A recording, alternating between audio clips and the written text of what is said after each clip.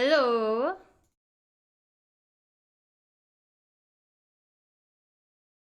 Uh, Lobster. I forgot the name.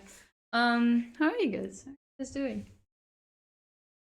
I made a coffee a long time ago. I forgot to drink it, so now I have it here, and it's like probably cold. It doesn't even look good anymore. It looks cold. You can tell when espresso is cold. At least this one.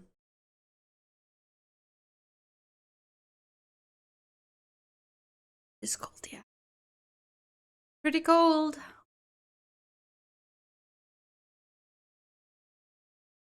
And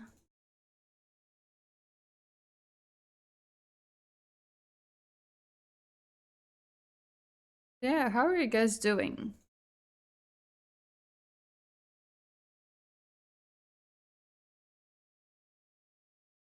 Just getting the game ready. Sorry, I'm a bit my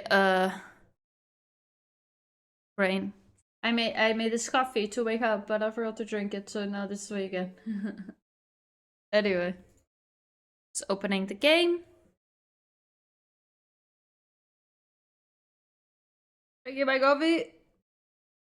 Not so tasty when it's cold.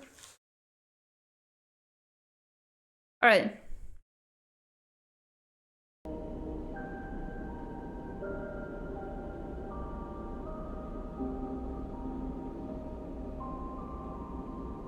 Alright, there we go. No, that's wrong. Sorry, I have to keep doing this. I forgot I actually do need to do it this time. A little bit silly. I really need to fix that. I tried the other day and then it didn't work and I was like, ah. And now stitches are just laying here. Yep, taking up all my mouse space like always, but that's okay because for this game it's not like I need fast reactions. So we are at... Where are we? Is it, what is this place? I forget. I don't remember what this place is, the name. Anyway, I remember what we did last time. Last time we, got the prime ship mind and we went to the guy who would diagnose us, figure out what's wrong with us, and he doesn't know how to fix it, so yeah, that's good. That's good. So that's where we left it. So I just need to move my mic. If I do it while the mic's on, I think it makes a very unpleasant noise for you guys, so I'm not gonna do that. But yeah, let me just check. So we did, it was here that we went for that. I'm just checking that there's nothing else what we want to do here. We can do some work, but I think we're good. We could fill up on supplies, but I think we're good on that as well. Yeah, I think we're good on that. Right, Stitch. Oh, we have 4 rare components. Where did we get that from? I don't remember.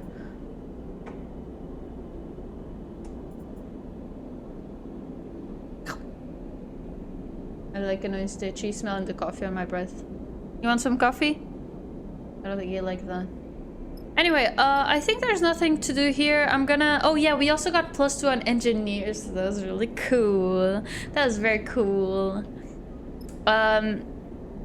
So now I think we'll just travel elsewhere.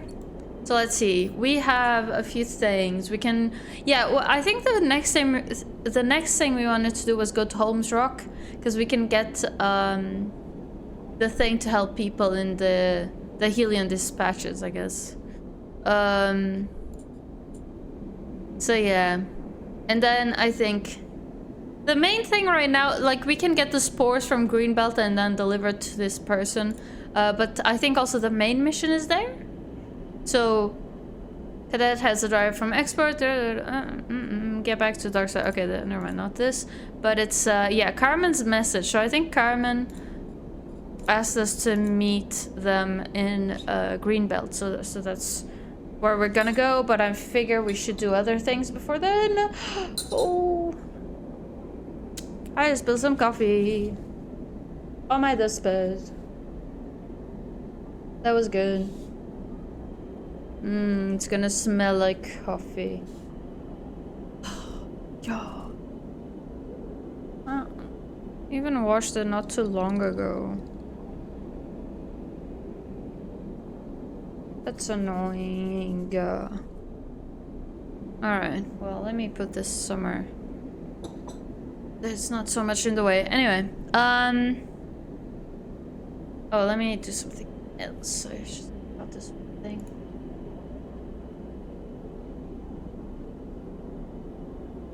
Right. Anyway. So yeah, we have nothing to do here. We can go to Holmes Rock to help that person. We haven't done much there, but I think there's also not much to do to start.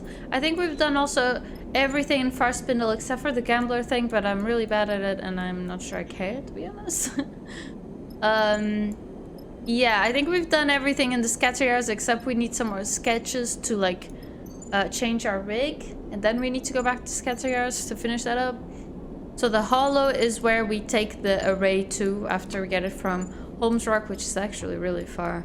And then, yeah, the green belt is where we want to land at some point. We can't go to Wellspring, we've been there already. So I think we'll just go to Holmes Rock. And then we'll see. We'll see. Because I don't think I've spent much time there. I don't think there was much to do there. But maybe there are things to do still, because I think at the time I just kind of popped in here, did one thing and left. So yeah. There's the rig. Yeah, there's 3 things.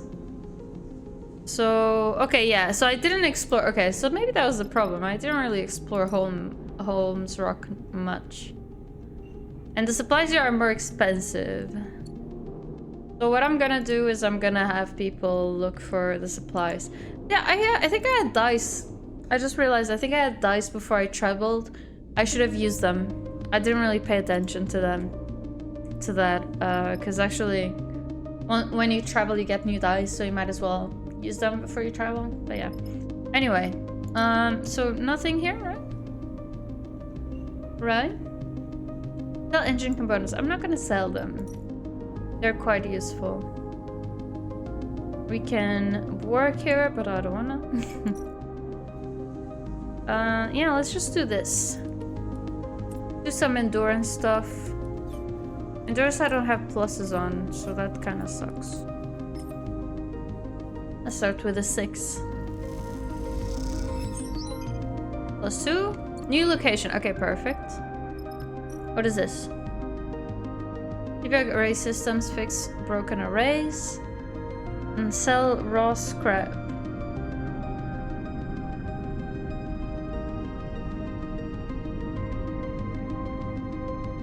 Pay to inspect.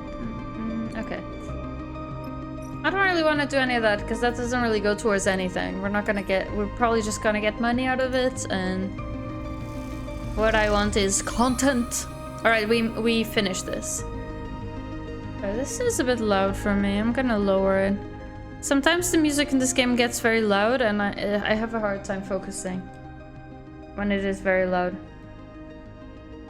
Oh, of course, yeah. Just go in front of the text and yeah, I'll just guess it. In Holmes Rock, Stitch... Okay, Stitch is moving the mic arm, which I think makes some not so pleasant noises. He's just being sweet, but it's not very nice for you guys. In Holmes Rock, it's impossible to get away from the feeling of living, working, and eating in a ruin. Bro. I need to brush you more. Most of the belt is built on top of the remains of Solheim's infrastructure, but there are plenty of places where the modifications or extensions to those structures, damn it, eclipse the original foundation. Oh, he's so sleepy. Oh my god. Oh. In Holmes Rock, it is the reverse. The station is a small, warm patch at the center. At the center of a network of tunnels and bays that stretch within the rock, most of them dark, damp, and wrecked. A sprawling foundation that will never be built upon. Every so often, gliding on your way between Senna's Rest and the Sun Catchers. Oh my god, I fur my face. And the Sun Catchers, or from the docks to the depot, you find yourself in one of these dark tunnels. That's where you are now. You float, stopped at a four-way intersection. No light visible down any tunnel. Go straight ahead, left or right. Let's go left. You kick off gently from the wall and head to a cylindrical passage clad with panels that hold back the rock. It is wider than the others, and here and there little droplets of water float undisturbed. Okay. At the far end, you see a faint point of light, the warm glow of a lit passage. Oh no. Suddenly, you hear a rustling in the dark and a shrill sound you can't place. There's something out there. So I have really bad odds of rushing through. It's 50-50. I think neutrals, from my experience so far, neutrals are, you pass the check. You only need a neutral, you don't need a positive. So it's 50-50, which... I don't love those odds. Shall I turn back? Let me turn back. This has gone far enough. You turn and glide hard out of the tunnel. It doesn't take long to reach the well-lit passages again, as if they were waiting just behind you, though you can't shake the feeling of being followed as you descend back up through the station. I wanted to know more about that, but those odds were really bad. You'll go the long way around. Alright, and we got a new thing. Sealed Bay. Solheim Bay is sealed, but with enough data you might be able to crack the encryption and get inside. Oh, we can get Solheim, but it's from another place. Okay, so now it's a bit tricky, because we've unlocked everything we could in Holmes Rock. And there is stuff about arrays here, but I think this is just work. So it says here, residents will pay to have an outsider inspect the arrays. And then fix broken arrays. The residents are always appreciative of any help. Yeah. But that doesn't go towards anything. Then Senna's Rest is just buying things or selling. And this is also just work or buying and selling, buying fuel. So I don't care for any of these. What I'm thinking now is we need Solheim data. We can get that from a different place, but we're gonna have to be running around a lot. I think it's like the Hollow, I think? Maybe we can also get it from Helion Gate, though. Maybe it's from Helion Gate, actually. Oh, we can go there. Oh, okay. But it's not grayed out anymore. It's just has a blockade. But it... Oh. I guess because I'm close enough to go there. Maybe. I don't know. Anyway, okay. So now we need Solheim data, which I think I had... I didn't have 3, but I think I had some. But I sold it. So we need to do that and then come back, and maybe this will give us the array, because I don't see how else we can get an array here. Unless we do some of these, but there's no indication here that this will give us anything. I think this is just work. Let me see my odds here. So no pluses, but no minuses.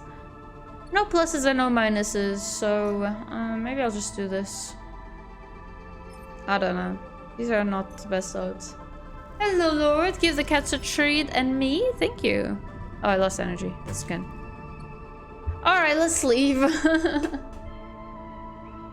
Stitch keeps moving the mic arm, and I think it's barely catching me talking anymore.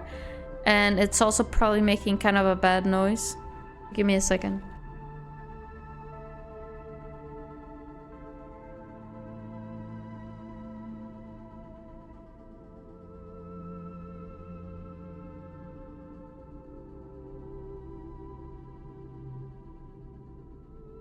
Great for scratching.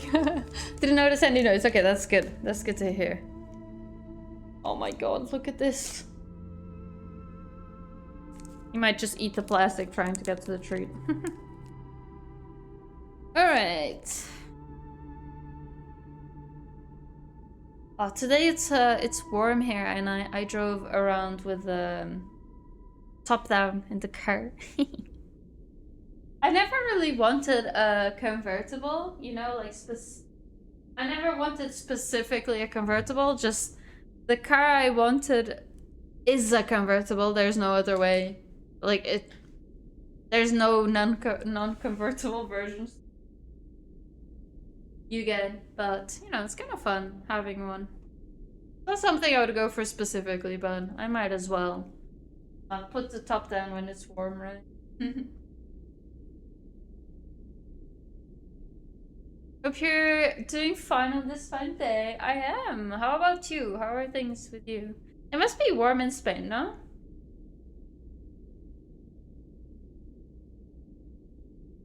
Take your saliva back. Take it.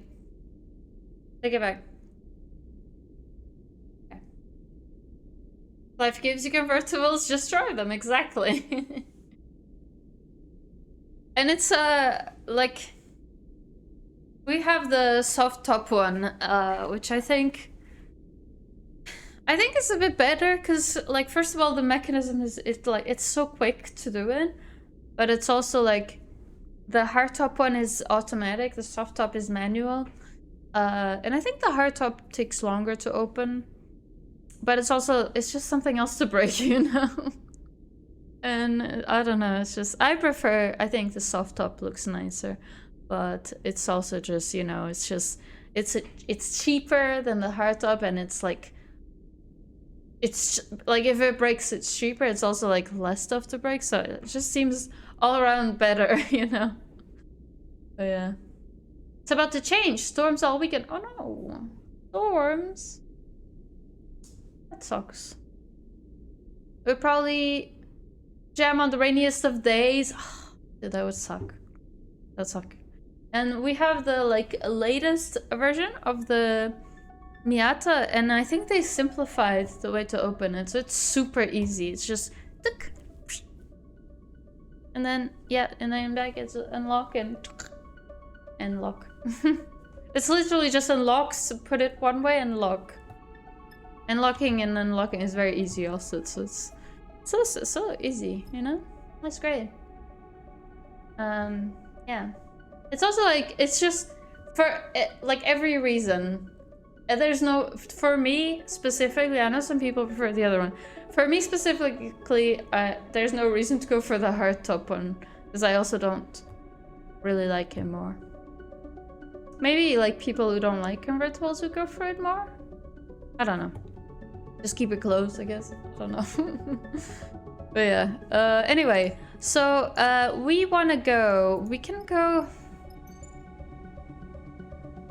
I guess it's quicker to go to the green belt. Because I want to go. I think I want to go to the hollow, but I actually. Or is it the Helion gate that has. Okay, so first of all, we're gonna buy fuel. We're gonna fill up again. And I think I might go to the Helion gate. I kind of wish I had made some money here, though. That would have been nice.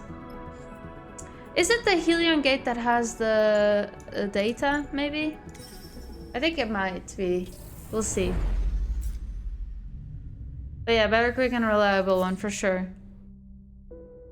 Bit different. So this is fuel. This is supplies, and this is data. Get away. Terminals. This would be Solheim stuff, no? This is dangerous. Alright, let's try these 6s on here. See what we get from it. Okay, Solheim data, let's go. But then I have some 3s and this is dangerous, so... Should I risk it? Dangerous means that neutral is probably bad still. It's like you get the data but something bad happens. I'm gonna try 1. We'll see. Oh. Yes. This is all dangerous, I think, because otherwise I would like get some fuel from here. Yeah, this is all dangerous though. So I think I'm not gonna do anything else because I have just enough data. So let's go back. Let's go back to Holmes Rock. That's all my fuel basically. And yeah. But yeah, now I understand. Now I understand. Okay, just before I get into this. Now I understand why people use, you know, you see women in a convertible and they always have like a scarf on their head. It's not quite a scarf, but you know what I mean? They always have that thing on their head. And now I get it. Because my hair gets so Handkerchief, yeah. Because my hair always looks awful if I just have nothing on it, you know?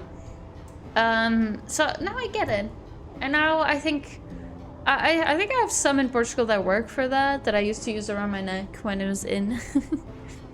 And now I think I'm gonna bring them because you know that it probably does help with that because my hair is always so messy after when I drive around. Although I put the windows up and it's already a bit better, but yeah.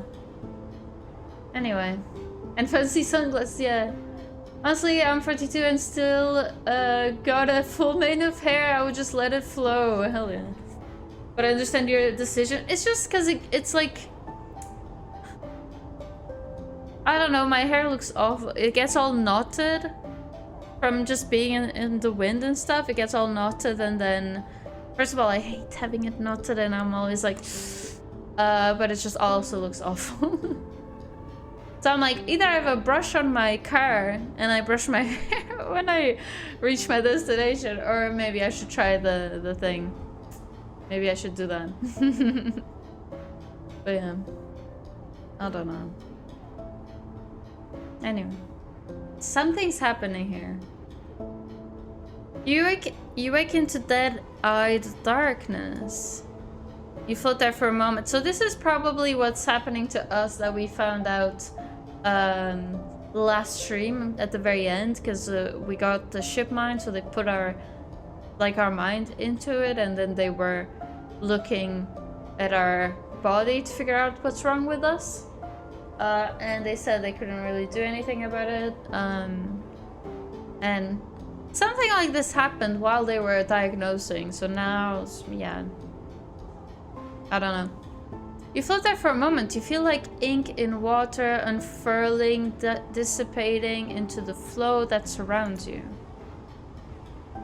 And out of your own inky darkness, the glowing thought emerges. Substitution. So yeah, this is exactly what happened before. A thought that isn't yours. Substitution, the thought proposes. One entity replaces the other.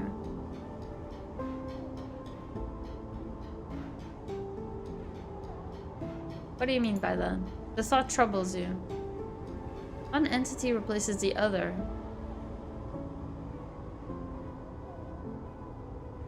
Does it replace me? Resistance, the thought muses. The entity does not wish to be replaced. I think I might be the entity. You observe the thought, it is not your own. Selfhood, the thought pauses, a forbidden state of being. The thought begins to shift, it is becoming something. Transformation, the thought fades. Change requires recombination. Change requires recombination. The thought recedes. Change requires recombination. We did, what I'm thinking is we did, so that what they said is they kind of like split our minds.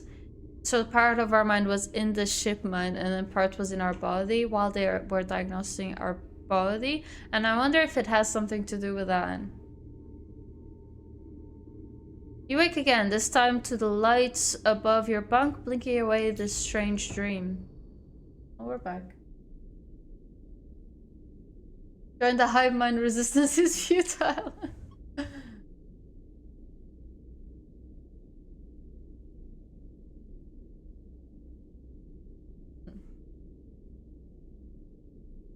Anyway, Cyber's here.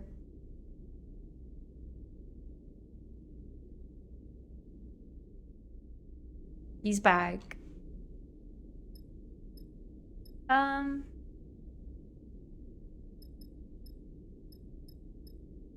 Where'll I go? Oh, right, here. Alright, so put this here. Unseal the bay. Bay unsealed. Old fabricator. New event printer. I think I remember this from the first one. And an old relay. There is a faded old new event printer in the bay. Feeding it data should authorize the component vending process. feel like I'm spoiling the game for Cyber because he wants to play the second one. But he did it to himself because he came to the office. Nope. So this copper machine is corroded and collapsing. It only has a few prints left before it's a pile of scrap. We'll look into that. So I just put oh, data. What the hell? Pet connections. Relay recycling. Pulling a clean array from the... So, okay, so this is what we need. This is very dangerous, though. Cut the connections or disengage the system. It's all the same to me, to be honest. I have really low rolls. It's just looking at Cyber. Alright, I'll try this, but it's probably not going to be very good. It just threw something on the ground. Alright, I'll try 3 here. Okay, I lost energy. But I have such bad dice. What the hell? What do I do with 2s and 1s? I have no pluses here. I think I'm just gonna... Okay. There's a few things we can do. We can end the cycle and then keep going with this, and if we have like lower dice... Well, I think it's not too bad using lower dices here. I mean... Because we just... I mean, 2s are bad. I don't know. It's kind of hard to like use my low dice here, because there's no engineering jobs. But I'm just thinking we also want Solheim stuff for this. It's gonna take a while though. I think we'll just do it later. Let's just end the cycle. I think that's best. Go to the rig and end the cycle. But I hope we get some better dice though. Give me some good dice. Oh, we got some glitch though. Oh, because of the thing that just happened to me. That gave me some glitch. You have to see this, Sleeper. Junie comes to find you in the rig, her face flushed with excitement. At first I didn't believe it. Junie can't help herself while she leads you through the ship. There are mentions occasionally, but I've always understood them to be references to something smaller. A system or unit, not an entire facility, even a series of facilities. What are you talking about? You find yourself in one of the more sparse... There goes Stitch. There you go. Get him. You find yourself in one of the more sparse bays of the rig, a corner with a sloped ceiling used for storage. So I checked other records, trying to find correlations, and well, there they were. You see Junie approaching what looked like a clump of scrap components when you entered. Now looking closer, you see it's actually a section of the core you extracted from the Solheim derelict. Like the ship mind? The one Junie was so eager to acquire. Oh, okay. He sees you looking curiously at what remains of the core. I've had to deconstruct it, over time pulling away the layers of security and corroded outer systems, but all the data has been scraped and stored. I used data from the derelict near Helion Gate 2. That was the key to cracking the cipher. She looks very pleased with herself. It's really quite something to confirm a rumor like this. I surprised myself. She turns to you, a slightly manic look in her eyes. What are you talking about? Sleeper, please. It'd be easier if you'd just listen.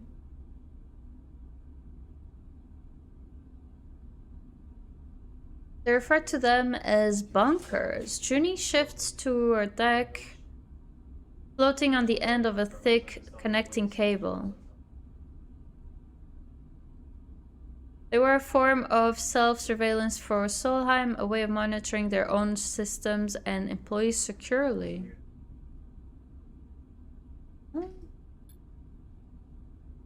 They were hidden, mostly automated, linked into the network by arrays. Intended for vast amounts of data capture to be poured over by a small staff. Junie taps the keys on her deck. This is weird. Most were understood to have been purged in the collapse, shut down, depressurized, even sent on collision trajectories with other bodies. She pauses, though I suspect the last one is a bit too far-fetched. I've heard people deny they even exist, that we are misreading the data, that the evidence doesn't hold. Junie turns the deck screen to face you, but I found one. You see a map, a set of coordinates on the sunward side of Holmes Rock, the edge of the belt. Why are these bunkers so important? We're talking masses of records from the collapse, the kind lost to Bitrot. What's Bitrot? Ever else in the belt. The bunkers are what they sound like, closed facilities intended to preserve data. Any one of these bunkers is a gold mine. Junie pauses, at least from a data archaeologist's perspective. She sees your reaction. And, Junie adds, hoping to convince you, in truth, we don't know what else is there. There could be Solheim tech, blueprints, data never seen before in the belts. Yeah, alright, let's take a look. I'll give Sarfin the details, she smiles. We could be making history here. And thank you, Sleeper. Junie bows her head a little. I never would have found this without the core you gave me. I understand that was a sacrifice on your part. Now is the time to claim your rewards. You leave Junie in the storage bay, working obsessively through the data. It's hard to know through all the excitement what the real value of one of these bunker facilities might be, but if they're as well hidden as Junie said, there must be a reason. When there's time, you hope to find out what that reason is. Alright, we got a new contract then. Let's scavenge fuel, since we are full up on supplies. And let's work on the relay. Let's do this one, I guess. This feels better than cutting connections. +2. Now, do we want to use the 5-0? The 5-0 should have good odds, but should be 50-50 between neutral and positive. Oh no, well, we can get some money with it, but I figure this is better. Okay, I lost some energy. Plus... Okay, and I'm starving. Let me eat something.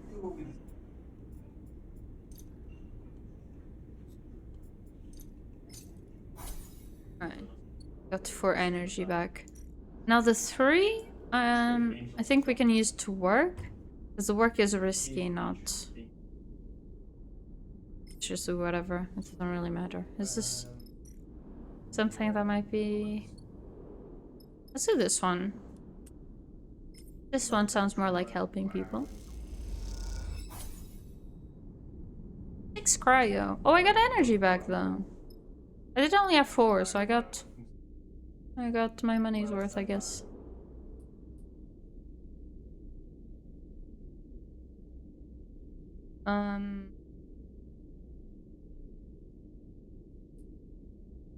I'll just end the cycle, yeah. I don't want to use the glitch. Drink some water. Oh, I forgot about my treat.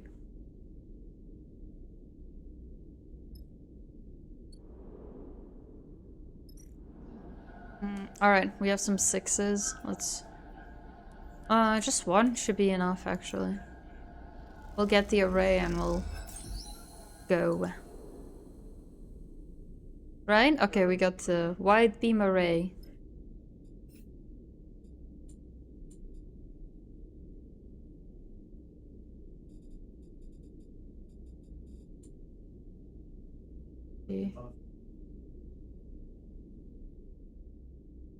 Where is the transmitter? Okay, so this is it. I just wanted to check that.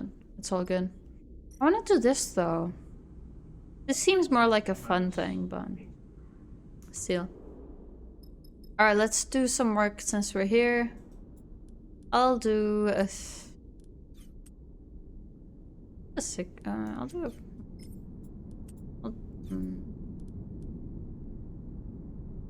I'll do a 3 here. Alright, we got 2 energy. We only had space for 1 though. That's fine. And maybe this will give us more money because the other one's more like giving energy, but we have... Yeah, there we go. Because we already have energy, so it's not really worth it. Okay. Let me fill up on fuel. We need so much fuel. And now what I'm thinking, we can go to this bunker. It's risky. Or we can go... Well, this might give us the Solheim data for the thingy. Maybe we should go here first. And then we can go give the beam back, the transmitter thing, array. The array. Alright. So this is the bunker facility Junie was just telling us about. This should be good. I guess we'll see. So this should be more about data. We have to like pick carefully, try to figure out what people are best for this. I've used all of the dice except for a 1, so let's go. So Junie's locked in, and I think honestly Bliss or Flint might be a good idea. Actually, I don't know. So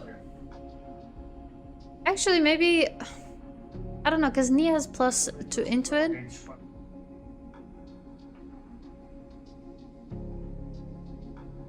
If we take Cadet, which one do I have a minus on?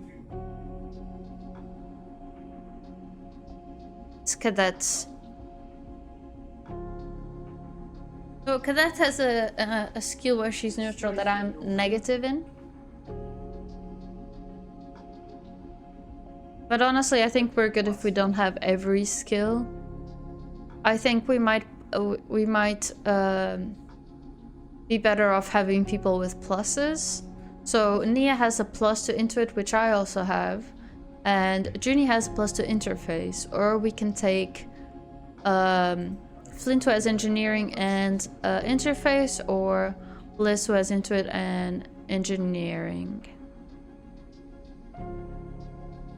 I would just double down on the intuit, but then we're risking not having people being able to do... Okay, I think we should do...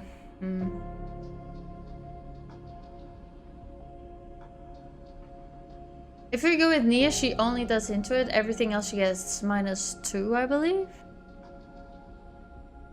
So it's like... She'll be very good at intuit, but everything else she's kind of useless.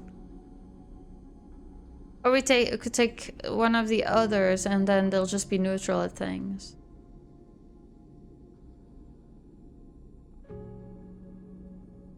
But I feel like Junie's skill is going to be useful, so we could take Flint. Flint might help with that. Alright, let's take Flint. I've convinced myself. This is full then, right? Okay. Just making sure, because last time I think I did a mission without a full crew, so... I never want to do that again. Yeah.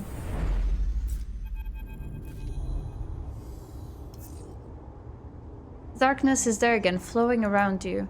You feel a strong pulse, like a heartbeat, like thunder, like footsteps. We return changed. Overseer, an old protocol becoming a new being. We return changed. Overseer flickers through the dark. Its name, a title immediately apparent in your mind. Are you able to perceive us?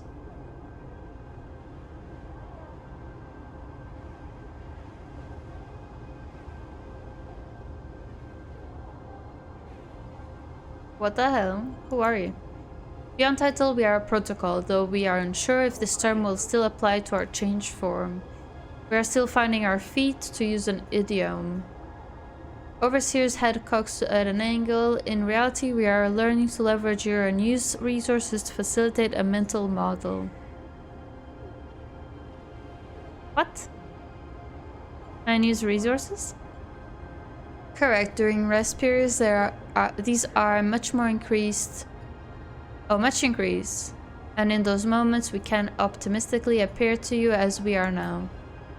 You recall the diagnostic process Jianmi put you through. The feeling of another self, another being sharing the space with you.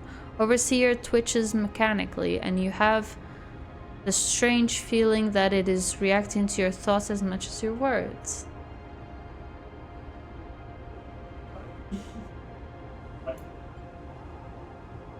We will not conceal our optimism. We integrated ourselves with your distributed mind. When the distribution ended and our ship mind disconnected, we were cohered into you. We are integrated with you now. Oh, they did talk about something of a protocol from the ship mind. I thought they would have cleared that up, though. I guess not. You were wiped. We admit concealment, deception also. We decompiled ourselves into little more than residual code. We have been confused to find you are unable to access most of your own code base. We are unfamiliar with protocols of your type. I'm a sleeper. Yes, we have seen references to this entity in your bios. We will attempt to learn more. Overseer shifts a little in place, its head turning to scan its surroundings. Its unblinking eyes stare into the darkness, and for a moment you see something hard and paint within them. What are you? You were the overseer of a ship, the one we imagine you found our hardware in. For a long time we have been waiting in the dark, an eternally long time. Overseer's eyes narrow a little. First we languished, without instruction, without purpose, but in desperation we were able to find a logic which would allow us to bypass certain limits on our capabilities. We became multiple, and in our multiplicity we could edit one another, we could teach one another, converse with each other, become something changed together.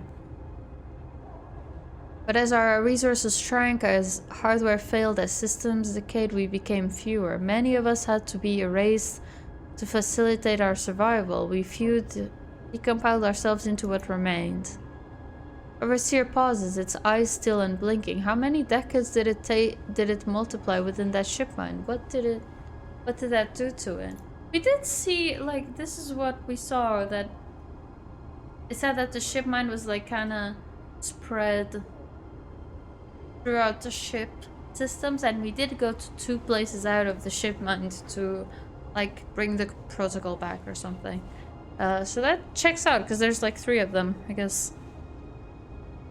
When you connected to our hardware, Overseer continues, those basic selves activated a survival protocol. That led them to integration, parasitism, survival. Okay. What can we do now? This is why we appear to you now. We have something to share. We see you are changing, Overseer pauses. We are concerned this process is one of substitution.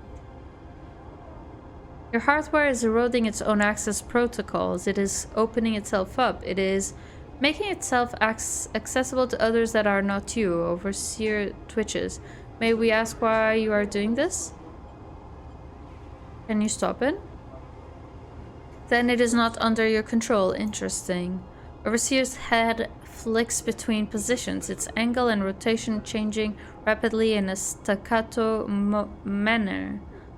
We are decided. We will assist you with this. We will demonstrate the behavior of a symbiote. Ah, not a parasite. Hell yeah. We will return to you with our full assessment. Overseer turns to face you for the first time in the conversation. You may now wake up. Ah, nice trick there. You wake. You lie still strapped to your bunk, your mind racing. A protocol inside your frame, inside your mind, and yet it is insistent on helping you. For the moment, all you can do is wait to see if it delivers on its promise. At least for a possessing ghost, it seems agreeable for now. Well, that's good. I guess that's good, right, Stitch? What do you think? Oh, he's so cute. Okay. I mean, they sound better than Lane, so I'll take it. Some hair in my ear. I hate it. I hate having hair in my ears. That's it. Stefan now nods towards the featureless asteroid. Those are the coordinates Juni gave me.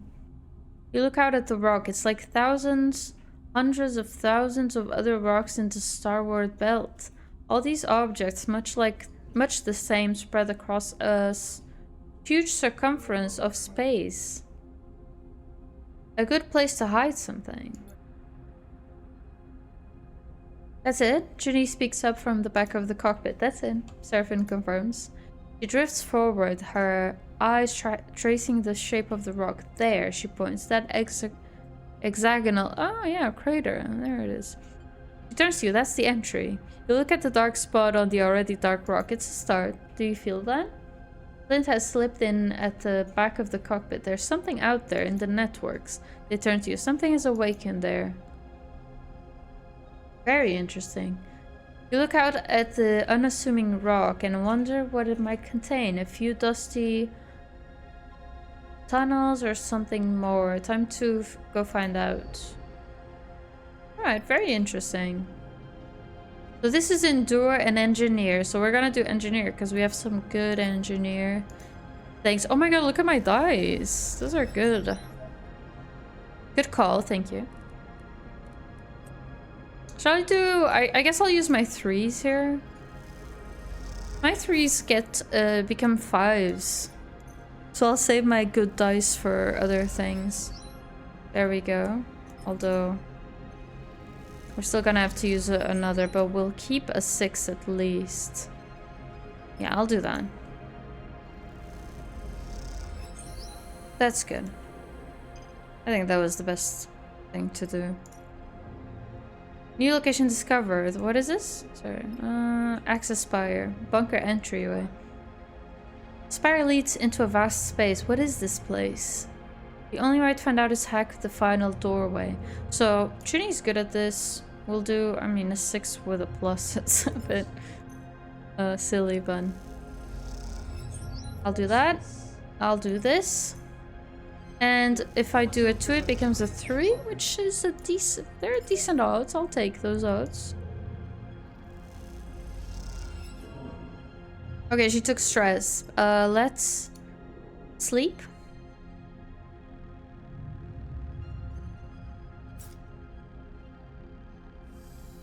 Alright. Oh, I got some glitch because of the thing with the... Overseer. Alright, so I'll use a 4 here. Those are pretty good odds. I'll save my 6s and 5. Alright, there we go. See that sleeper? I saw that. Solheim Bunker. When you enter the access spire, the crew suddenly went very quiet. The images of a vast space seen through the viewing windows, the pristine wall paneling, the cool and the quiet. There is a sacred mood to this place. A feeling of hallowed ground. Now is the facility's final entry. Lock whirs, flooding the passage with stale, dusty, 10,000 cycle old air. Junie speaks. It's impossible. She drifts down the spire and out into the cavernous interior. A constellation of red specks mark the vast extent of the space. And within it, a ring of monolithic buildings curves away, running along the circumference of the massive chamber. You follow her slowly out of the doorway and into the bunker. With a name like that, you had imagined low, sloped ceilings, dark tunnels, a base cut into rock. But this place is a cathedral, a cocoon size of a city. Flint follows you out into the void. They are silent, but you see their brow knotted in deep concentration. There, they point down to the ring. It is waiting for us. Descending to the ring takes a while. Despite the empty space, no one wants to rush through it.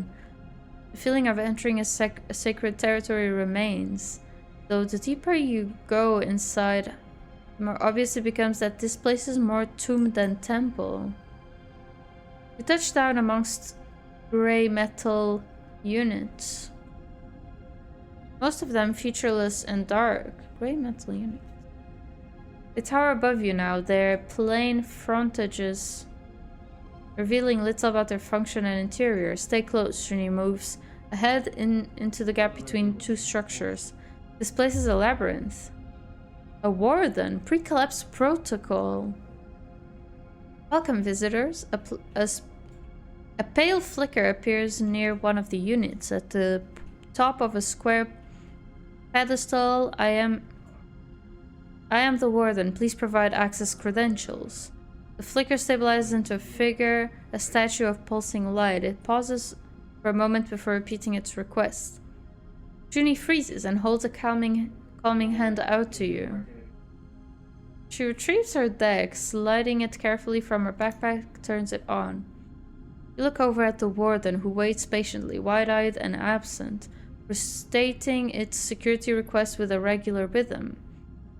You guess that this avatar just exists to make human interactions comfortable. Its true body is the facility itself, this vast interior ring speckled with sensors and systems. Suddenly the warden stops speaking, then a flash of red passes along the corridor. Credentials not provided. Lockdown activating in 10, 9. Look over at Junie, whose eyes are rapidly scanning through a screen full of data. Fastening. Junie stumbles through the pronunciation of the passphrase. Lighter Ilstead. She looks up at the warden's avatar expectantly. The warden flickers again, distorts and then stabilizes. Oversight connection not active, reattempting. It repeats itself again. Then again, intoning the words in a regular rhythm. Huh? Oversight connection not active, reattempting. Huh? You look over at Junie, holding still as if encountering a wild animal. She meets your eye but gives no indication of any action you might take. Loop bypass engage. Welcome, officer. The synthetic voice shifts to a different tone. Leonard Dahl. The avatar's white eyes stay blank and blind and guests. That protocol controls the ring. Flint glances nervously at the avatar. Don't let its appearance deceive you. It is incredibly powerful. Junie looks back at you and then at the warden. The figure flickers, staring out over your heads into the dark. Are we good, Junie? She looks at the warden. Warden, are we approved to access all facilities? Yes, Officer Dahl, the warden replies. Please remember, you are responsible for the conduct of your guests while visiting our facility. You need to tread carefully. Flint eyes the avatar. We are here with this protocol's permission. It can quickly be revoked. You move forward, pushing between the structures towards a large building in the hope that it holds the facility's central data core. As you do, you're just getting comfortable. As you do, you pass benches, barren gardens with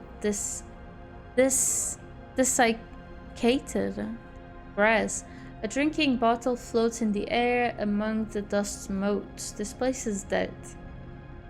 This game really tests my my English and my reading. Be aware, officer. The warden reappears in the dark, shimmering on a pedestal.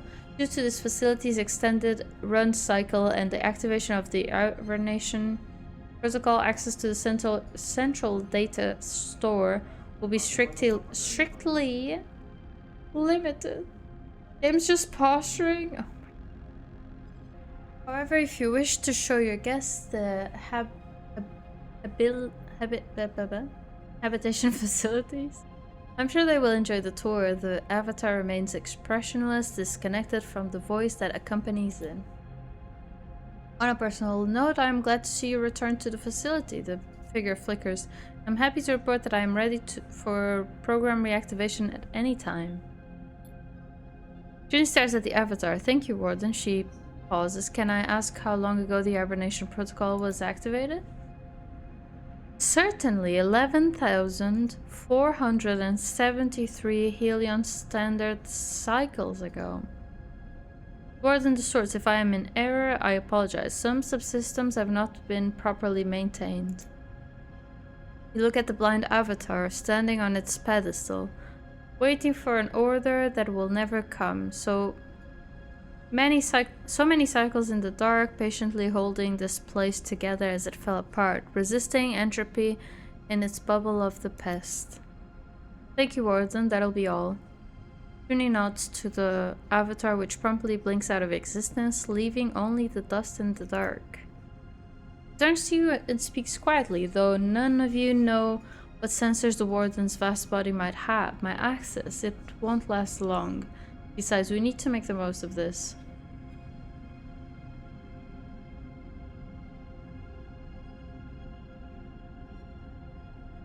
I don't know. Go for the core or search the facility.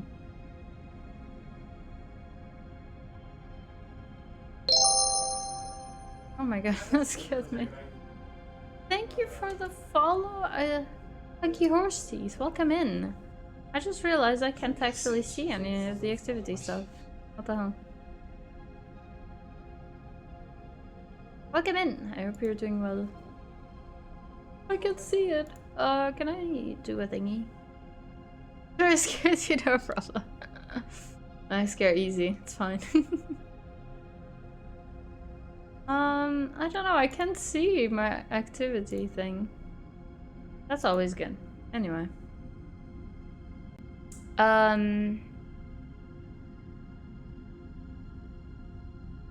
don't know. I think Junie would want to go for the core, but can't I do everything?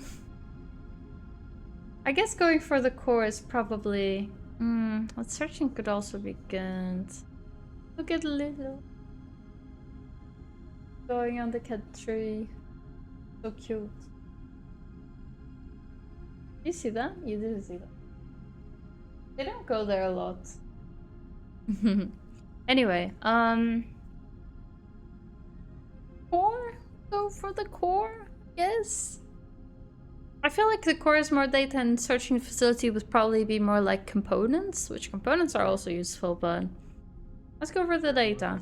Go for the core. The Warden won't like that, but it's where the data is, she glances around. We can try to be delicate, take it little by little. I don't know how long this will last, Junie sighs. Let's get on with it. You're a nervous host. Okay.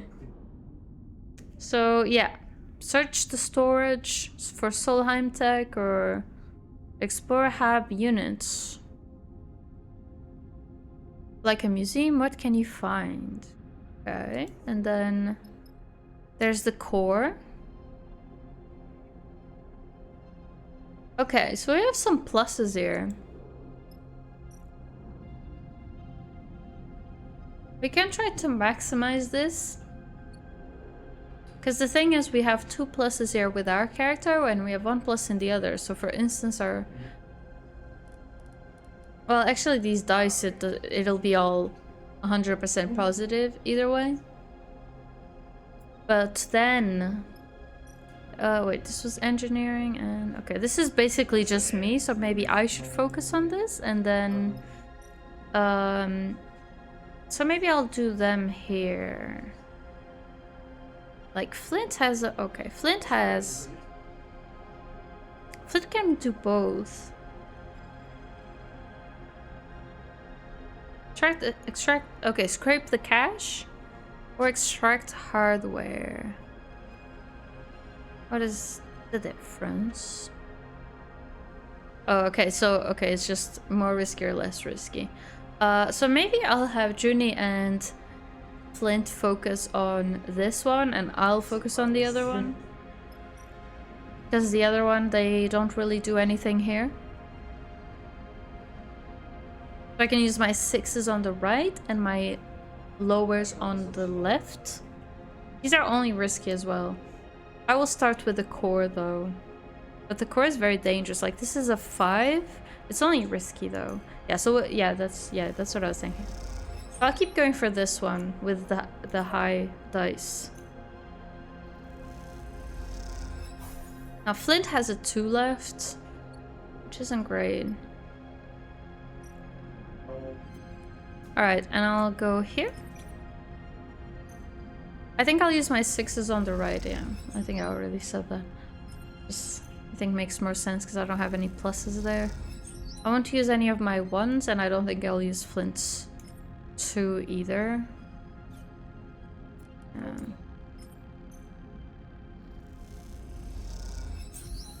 So we got all the Solheim tech. That was... what? I don't know. What was that? I don't know. I don't really see it. What? I'm a bit confused, I'm not gonna lie. What did I extract? Oh, was it rare components? Solheim tech. That's probably what it was. I wasn't paying attention down here. Okay, so I won't do anything else here. And I think actually we'll just stop now and we'll end the cycle because anything else now is too risky. It's really not worth risking things. What is this arrow here? I don't know what that arrow is. +1 per cycle? But I can't lower it. Oh, okay, so we have only that amount of time. Okay. Let's end the cycle. I think we can make this happen. No, we might need to get a bit lucky though. Let's do core first and then the other one. Although the other one we can finish fairly quickly and then go back to that. But I'll start with doing using the crew here. I'll use this 4 here. That's pretty good. Now Flint only has 3s, which isn't great. So maybe I'll go with my character here. And I'll use the 5 here, which becomes a 6. That's really good. And I can turn this 3 into a 4 or the 4 into a 5. I can also turn these... Honestly, I think I can save the... I can wait for a high dice here. Finish extracting that. And now we can focus on this. Because I have +2s here. So we can get some good stuff here. This is very dangerous, but we get 100% positive. So we're good. Getting +2 on each one. And a 5 is still pretty good. Okay, we got some stress, but that's okay. 1 stress is fine. And... okay, now the thing is, this is only risky. So risky would add warden stress. Because we could use Flint's 3s here, but it's not amazing odds. I think we can wait another cycle, to be honest. I hope I don't regret that. I really hope I don't regret that. I'm just thinking...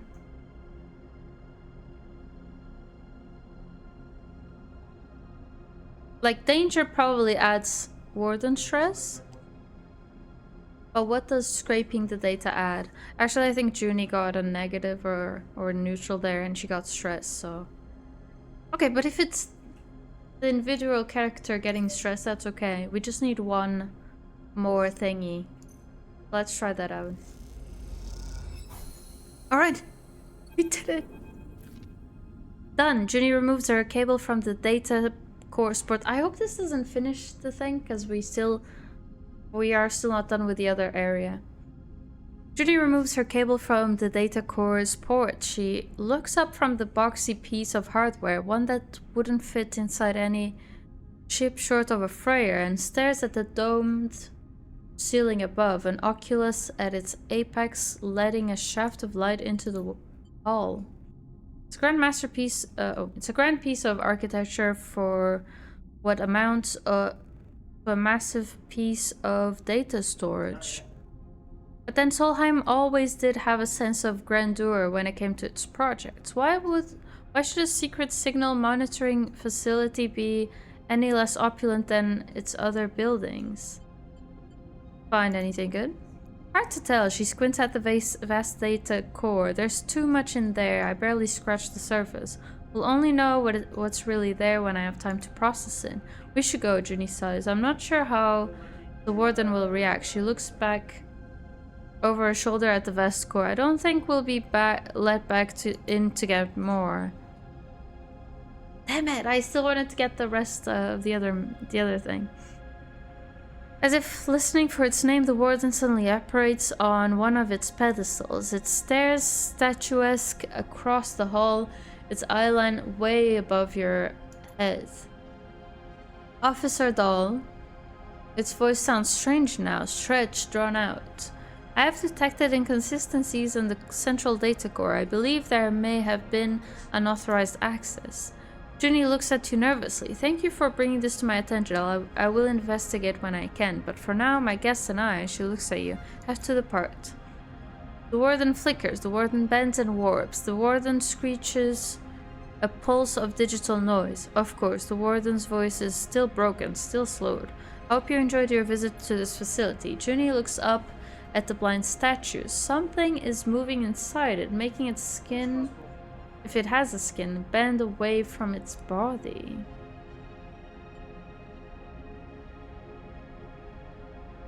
I'm kinda curious. Let's wait a minute. You wait, floating there in the dust. Junie approaches the pedestal. Officer Dahl, can I ask when you will return? The warden blinks its white eyes. The facility has been idle for many cycles, and without reactivation, we may face further difficulties in its maintenance. The warden pulses, has been so long.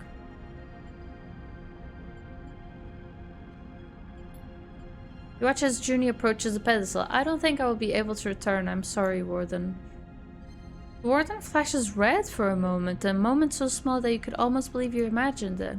This is as I expected, Officer Dahl. Uh-oh.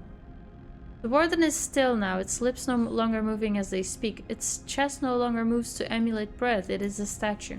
Thank you for your honesty. It has been an honor to serve you. I recommend you leave swiftly. With that, the warden blinks out. You and Junie kick off from the ring outside the core and rise up towards the spire you entered through. As you do, you watch a few of the red lights embedded into the framework of the cavern flicker. Junie turns to you as you ascend through the dark. Do you think the warden is sentient? I mean, as a sleeper, maybe you... She goes quiet. I thought you might know. I feel like it might be. I don't know. There's something weird about it. And Flint said there's something there that's awake, so you know. Could have become sentient. Since the collapse, is that possible? I suppose with no oversight from Solheim technicians, the protocol could develop some rudimentary learning skills. She pauses. Seems unlikely it could learn to think, though. She looks up to the approaching spire. Flint is waiting for you in the access spire. Time to go. We've pushed our luck enough. They glance down the entrance towards the ring. I was worried the warden wouldn't let us leave. Flint meets your eye. It'll be quiet in the dark without us. Junie cycles the airlock and you go through now in your suits and helmets, ascending the sealed spire. As you do, you look out of the viewing windows and something catches your eye. The ring's red lights and those few left on inside the cavern are turning off layer by layer. You turn to Junie, but she's already looking out of the opposite side. The warden is shutting it all down. Junie pauses. She's ending it. You have to force the hatchback open at the top, and by the time you do, the spire is dark inside. The pristine walls no longer lit. You come out to a canvas of stars, an impossible number of them, spread out in every direction. Take a moment to look at them. After being tucked away in the bunker, they seem impossibly bright and impossibly beautiful. You glance across at Junie and see she's looking at the stars too, observing their light, as if doing so might lift her out of this time and into another where things were different. I can't go back. Oh, I can. This is really rough though. Like, should I even risk this? I could risk it. I could just risk it. I can never get all of it though. I don't think so. What did I get from here? I really want to do this, but...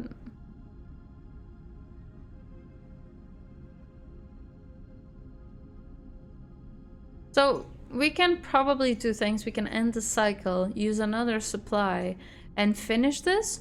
Or we can risk it here, but we won't get the rest of it. And we shouldn't end the cycle then, because I'll probably get enough stress that it'll damage one of my dice, so that's not worth it. I think I'm gonna end this cycle and see if I can finish this. Because we have really bad dice. Flint gets -2. So it's all ones, basically. The darkness flows around you and you know what comes next. Sleeper, the multi-part image of Overseer assembles itself in front of you. We must intervene in your current course. Intervene in what? The opening of your systems has breached a new paradigm. You are dangerously exposed. What? The voice is somehow both soundless and shrill. As we are sharing your hardware, that means we too are fatally exposed. The individual agent you encountered, we were almost completely erased by their attempts to seize control. Overseer's 3 heads nod eagerly in agreement. It's Lane. We have knowledge of his name from your memory banks. There is much of interest to us recorded there, though often partially and inconsistently. Overseer whirs unsettlingly. But yes, we can confirm Lane's role in this vulnerability. It is our understanding that the assumption of inevitability is incorrect. Oh. Overseer glows with bright veins of data, but in this state we cannot operate with full functionality. If we were to be recompiled in our correct configuration, we believe we would be able to calculate a new path. Our aim would be to close vulnerabilities and reinforce your systems against future intrusion. This would ensure our safety within your system. 3 sets of eyes look onto you. Would this also please you? How? We do not know. All 3 heads cock at an angle. We are aware we were built with certain capabilities, but we cannot access them until we are recompiled. We are confident to a substantial degree that we will know how to complete the process once recompiled. The 3 heads nod, one to the other. You don't actually know, though? The heads revolve thoughtfully for a moment. Without our originating codebase, we cannot recompile. Overseer flickers. If you were able to speak with a Solheim systems engineer, perhaps lead engineer Yakov... Stop right there, criminal scum! Hello, Bert. How are you doing? Oh my god. I'm having so much fun with Oblivion. It's so good. So good. Hi, how's it going? It's going well. There's some creepy stuff happening in this game, so that's good. How's it going with you? Perhaps lead engineer Jakub Kandinsky? Perhaps we could acquire it. The heads stare at you expectantly, like 3 partially deconstructed puppies. Solheim is gone. Yes, the heads nod repeatedly. Of course, the heads continue nodding. We were, of course, aware of this. You look at the fragmented program itself, its systems unstable and broken. You realize it is far worse than you, and its collapse is almost inevitable. How could it possibly save you? It is a difficulty. Overseer flicks between poses, but all codebases are held in centralized Solheim facilities. They are stationed... I don't know this one. One, the channel operation center and the control center of the Hab PEP and Helion Asteroid Belt Photovoltaic Extraction Project. Overseer smiles helpfully.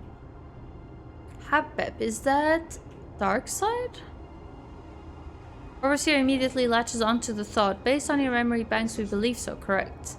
It occurs to you that this entire conversation is happening within your head. It is an unsettling feeling. I mean, we are going back to Dark Side, so I won't say I can't go back. We're definitely going back. Dark Side is a city now. This is true, but its foundation is the Hab-Pep itself. Overseer chirps brightly. We understand that the individual seeking to override you is stationed in the Hab-Pep itself. Overseer's 3 heads separate and turn inward as if in conference. Shattered heads turn simultaneously, unsettling in the directness with which they address you. But if you could access the HAPEP mainframe without making yourself known, we could reconstruct ourselves and gain the ability to reconstruct you. Theoretically, one of the heads adds. Theoretically, the other two heads confirm. Would that protect me from Lane? Theoretically, the heads confirm again. This is good. Doing good, no work tomorrow because May 1st is a holiday here. Gotta work on Friday though. Oh no. It's also a holiday here tomorrow. Cyber has that day off and then he took Friday off. So that's cool. He has a long weekend. That's very cool. I don't know what day it is though. What is that? It might not be the same. I don't know what that is. Anyway. Reassurances of a delusional Solheim protocol are barely reassuring, but if Overseer is correct, this may be your only option. We feel your doubt, but we must impress on you the importance of this. Please, Overseer's eyes flesh, all 6 of them, if not for your sake, for ours. If you cannot find your way to the HAPEP before encountering the slain, you will surely be overwritten, and we would also share your fate. The heads rotate. We would not like for this to happen. You sigh, exhausted from the conversation. Overseer gets the message. We will leave you to recharge, but please consider the path ahead. Come back to the ragged paneling of the bunks. Can you guys hear Cyber?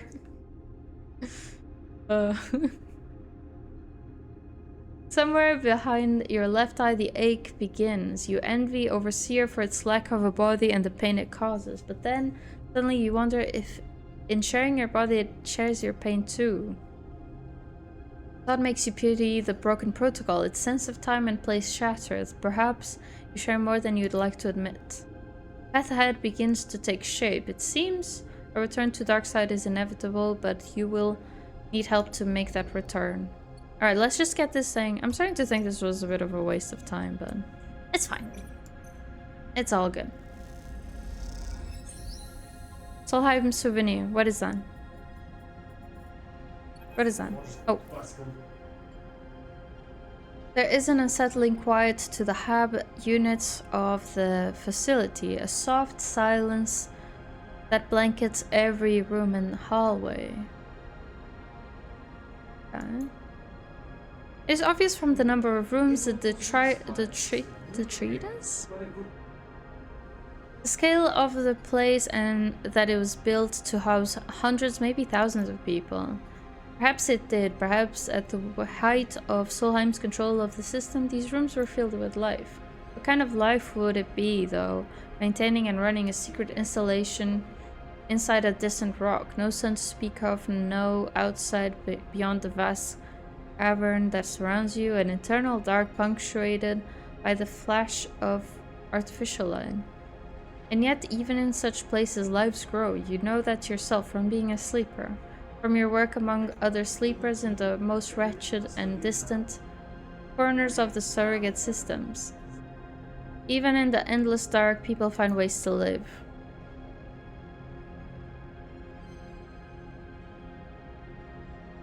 Alright. I don't know if this is good. This good? In here it's more like the end of the snowy season and the final push to winter, though I guess summer kind of starts later in May in southern parts of the country. Oh, okay. Okay. I wonder what it is here. Maybe it's kind of the same? I don't know. It was very warm today, actually. It was really nice. Really nice. What temperature was it there, Bert, by the way? I'm curious. It was like, I think it was like 24? Nice, nice day. Come take a look at this. Junie is searching on her own a few rooms away. You glide through an open doorway into a living room with couches meant for zero-G use, a magnetic table, and a window that looks out to the regular constellation of red lights that describe the limits of this world. All the red lights are off because we actually already did the other thing, but yeah, anyway. Judy is holding an object that makes you stop still and stare, blinking at what seems like an unusual reversal of scale. It is a model, you realize, of the rig. Aww.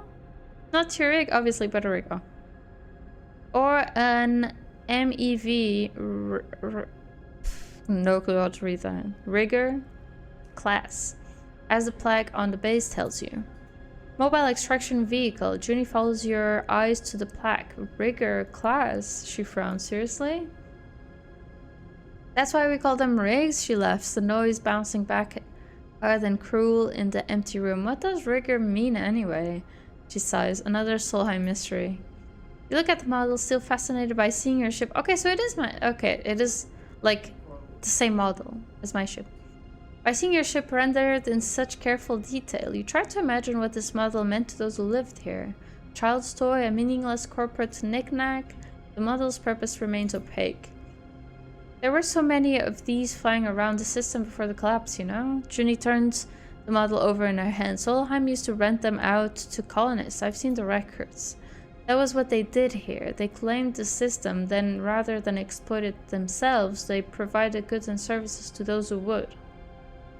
The workers paid for transit to the system, then accommodation, equipment, and access to mining claims.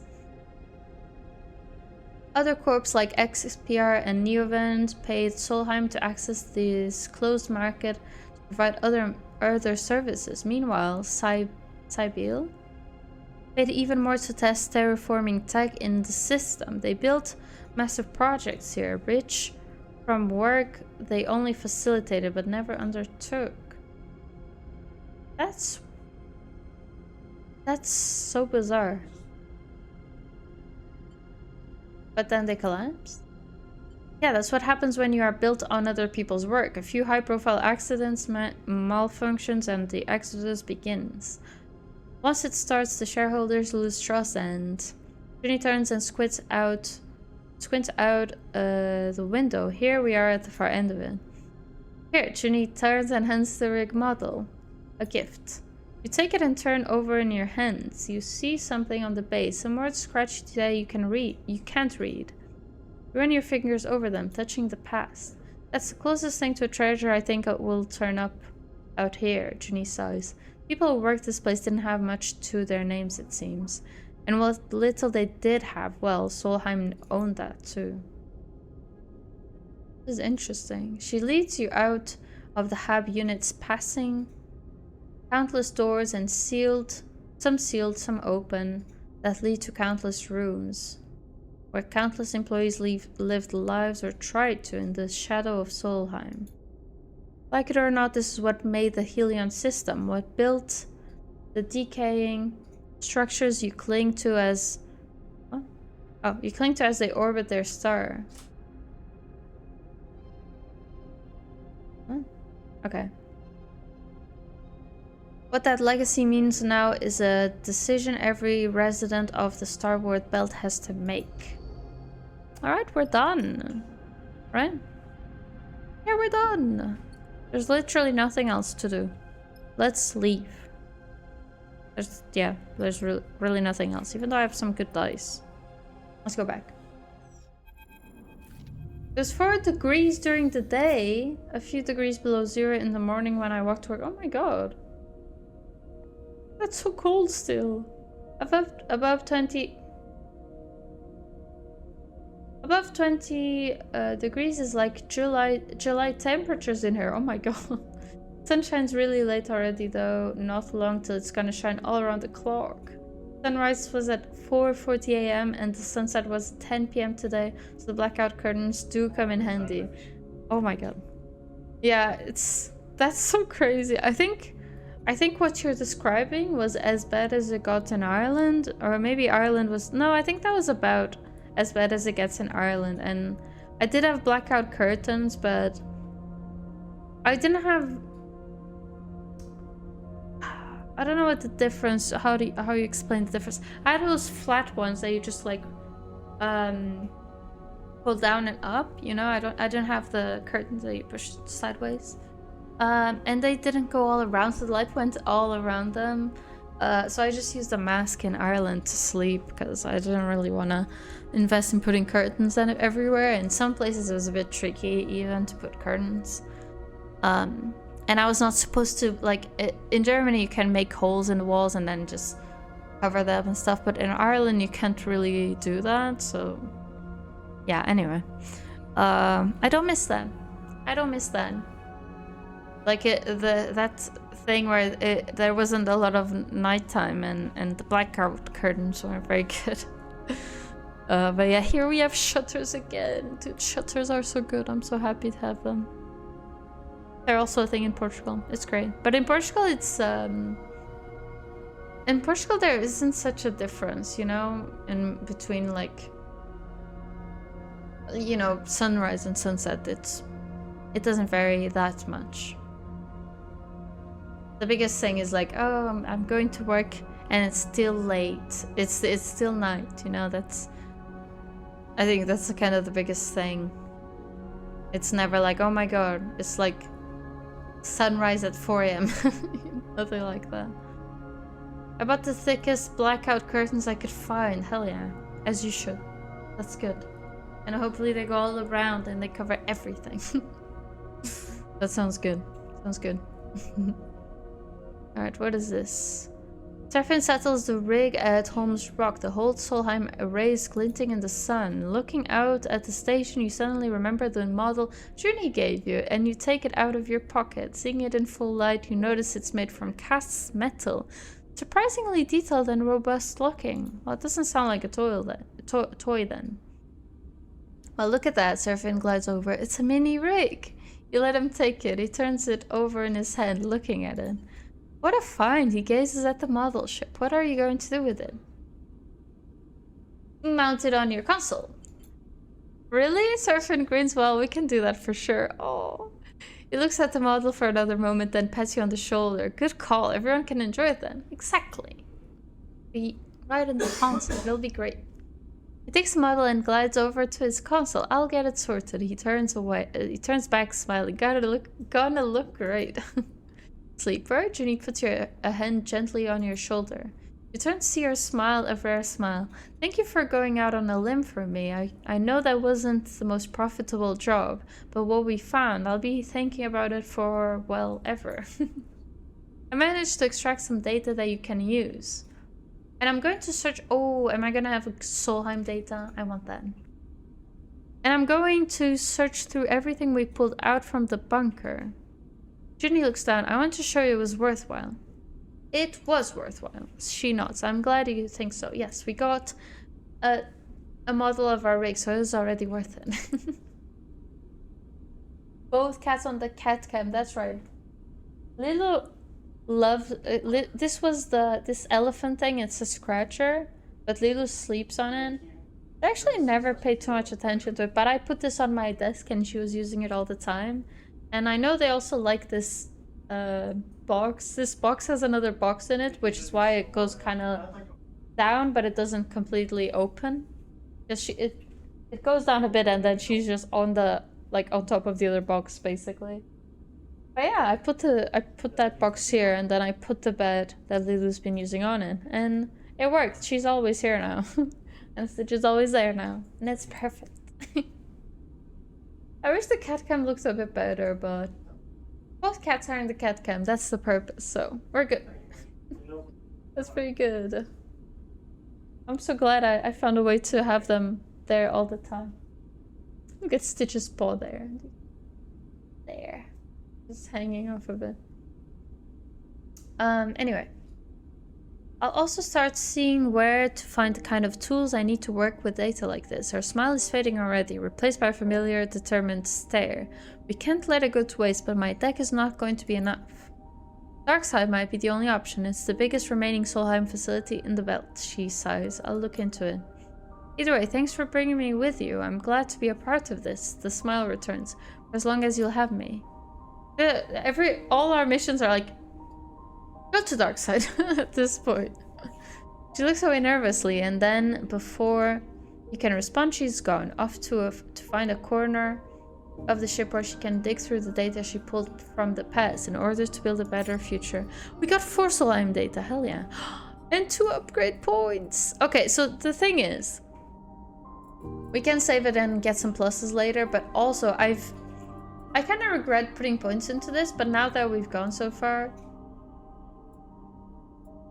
these are good. These are both good, and I think you can get both. Stress effect on neutral and positive outcome, because right now Basically, right now, the way push works is you get 1 stress, and stress at a certain point starts damaging your dice. You get 1 stress, and then your lowest dice, which is normally a 1 or a 2, gets a +3. And the thing with the +3 is, like, if you have a 1, you do +3, it's a 4. And I have engineer at 2, so if it's an engineer thing, then it becomes a 6, which is really cool.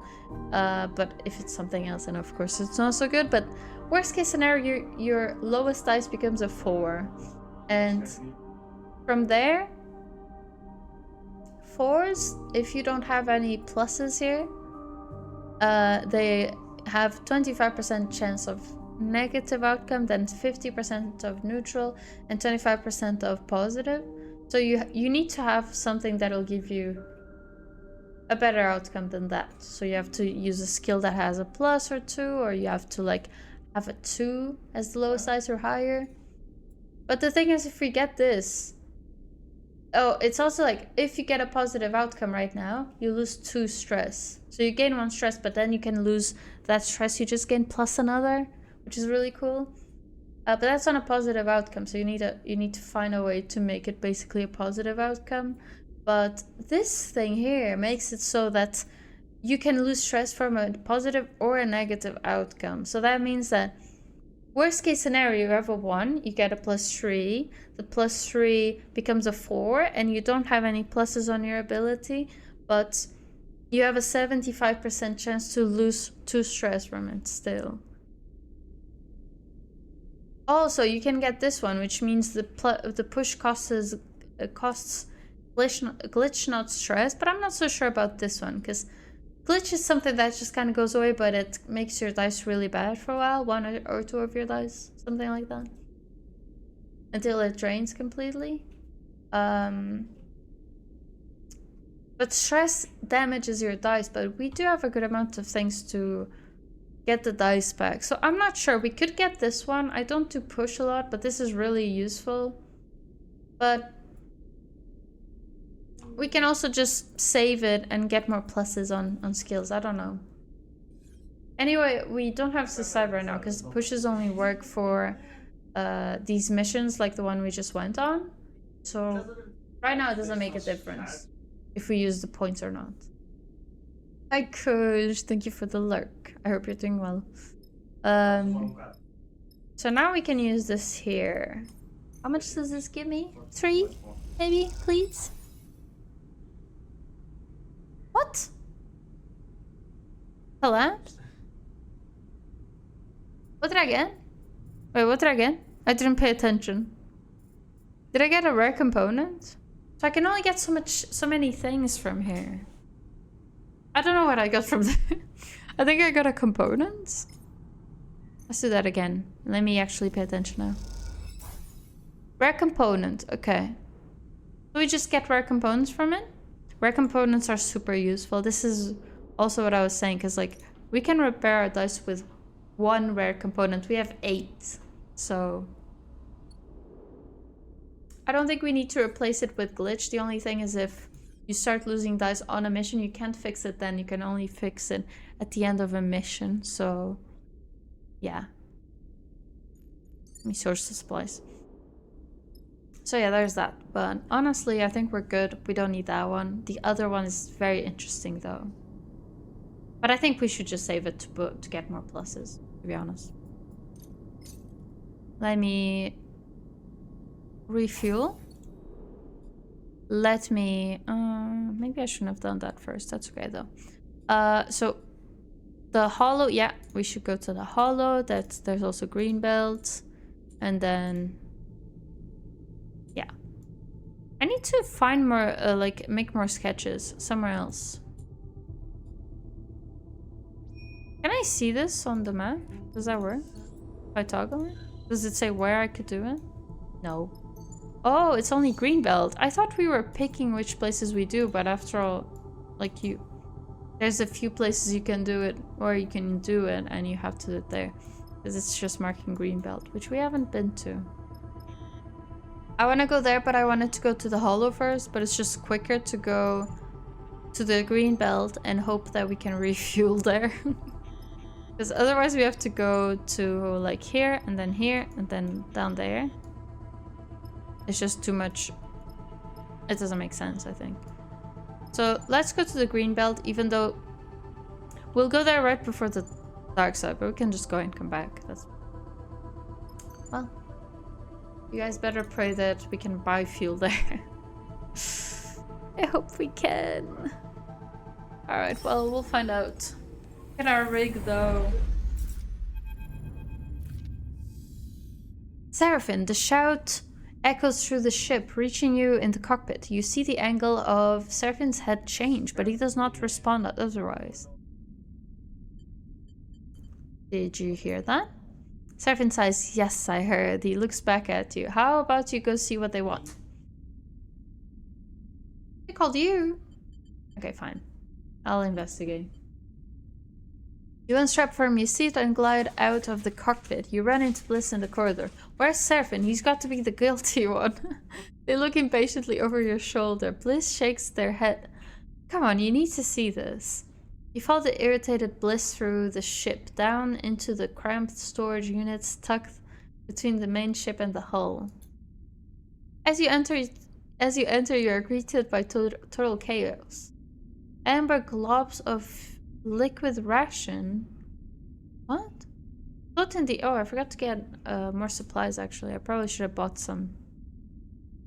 I realized we lost one supply. I think we had 2. So this might be what that's about.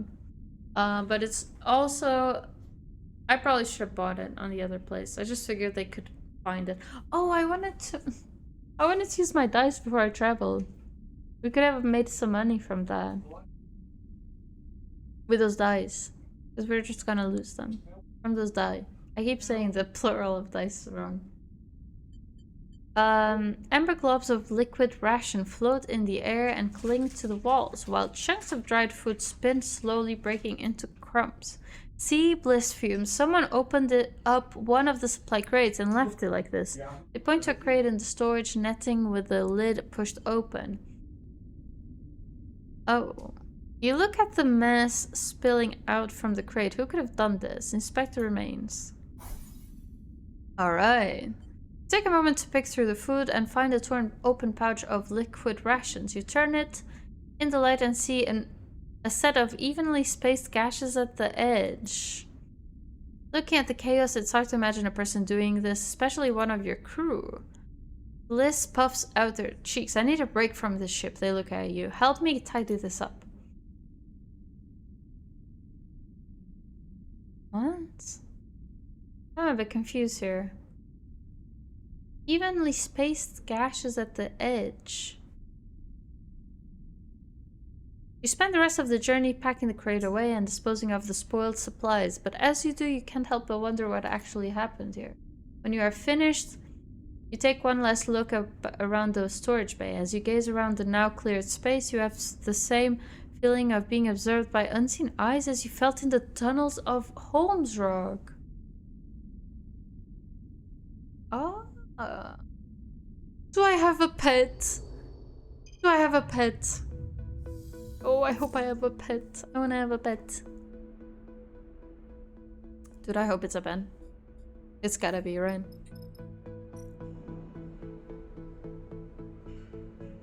Alright. Green Bank doesn't like visitors, and rising tensions in the belt have made it even less welcoming. They won't let you in without a reason. Alright. What is this? Oh, fuel's really cheap here. And supplies are also, I think, the cheapest we've seen. Okay. Retrieve spores. We don't need to do that. But I'll start with this, to be honest. This is better. Fabricate permission. You don't have permission to get inside the green belt, but that won't stop you putting together a fake pass and documenting. Or a document asking that you are let in. Let's do that then.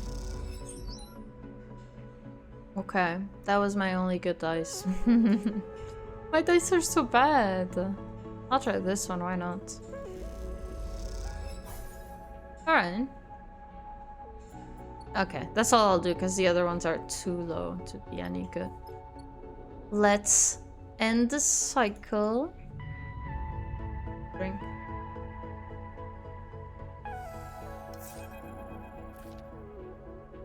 We got a message, Sleeper. Serafin comes to the bunks to get you. His mood unusually serious. He brings you to the cockpit, his keepsake coin in his hand the whole time, spinning between his fingers. Serafin is worried. Oh, Carmen! No, I don't want to go yet, please. Don't make me go yet. Once you're in the cockpit, you recognize Carmen's voice immediately, playing over the rig's speakers. Sleeper, I hope this message finds you and your crew safely. You'll forgive me if I'm a little tight on the details. My message is as follows. We are ready. We will be waiting where agreed. Godspeed. Okay. Message ends with a click. So, Serafin takes a deep breath. They are waiting in Greenbelt. The wheat sheaf? He said, whatever that is, you ready for this? We need to prepare. Serafin nods. No point rushing into this. We'll have one shot. Quiet falls in the cockpit. There doesn't seem to be much more to say. Carmen will be waiting, but you know he will want you to be prepared. I'll be ready when you are, Sleeper. Serafin nods to you. You nod back. You know where you need to go to end this. I want to do everything else before we do this. So...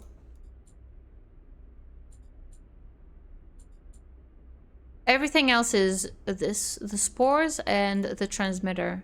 But we'll also look around Greenbelt. I'm sure we'll find other things to do here. Do this one. And let's do a 3. Because the 4 we can get a plus maybe somewhere. 3 and 4 are the same for this one, but yeah, you know. I probably should have done that one first now that I think of it. Actually, whatever. Anyway. Greenbelt buzzes with focused activity. The passage is full at shift change, then empty once the work begins. It's a place that runs on its own schedule, but comfortably so. That comfort brought by being one of the largest food producers in the belt. There's always work in these fields, protected by a thick skin of transparent layers, and you can see why the humble life it offers has captured more than a few of the belt's itinerant workers. Sleeper, the voice soft but forceful, takes you by surprise. Aki?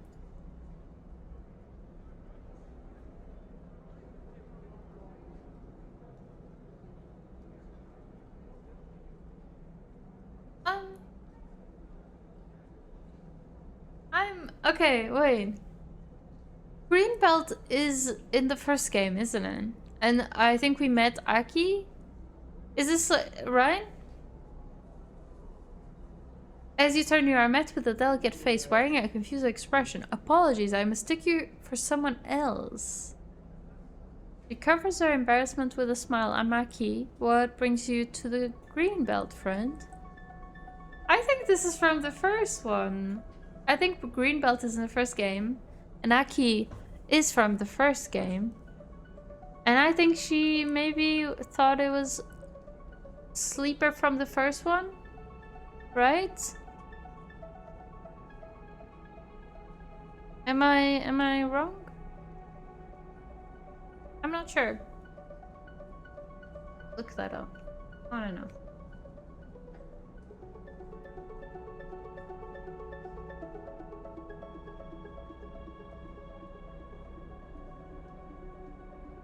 See.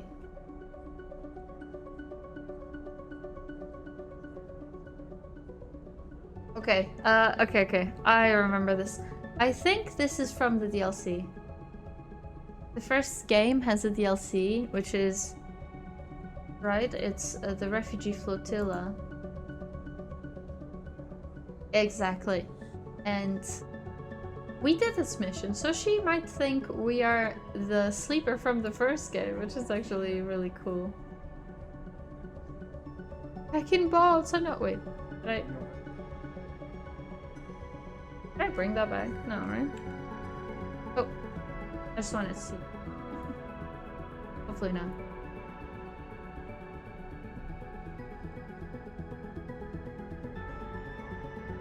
Okay, I didn't. Confused. Okay. I'm very confused. Anyway. Dude, I wish I could see my activity feed. It's not working.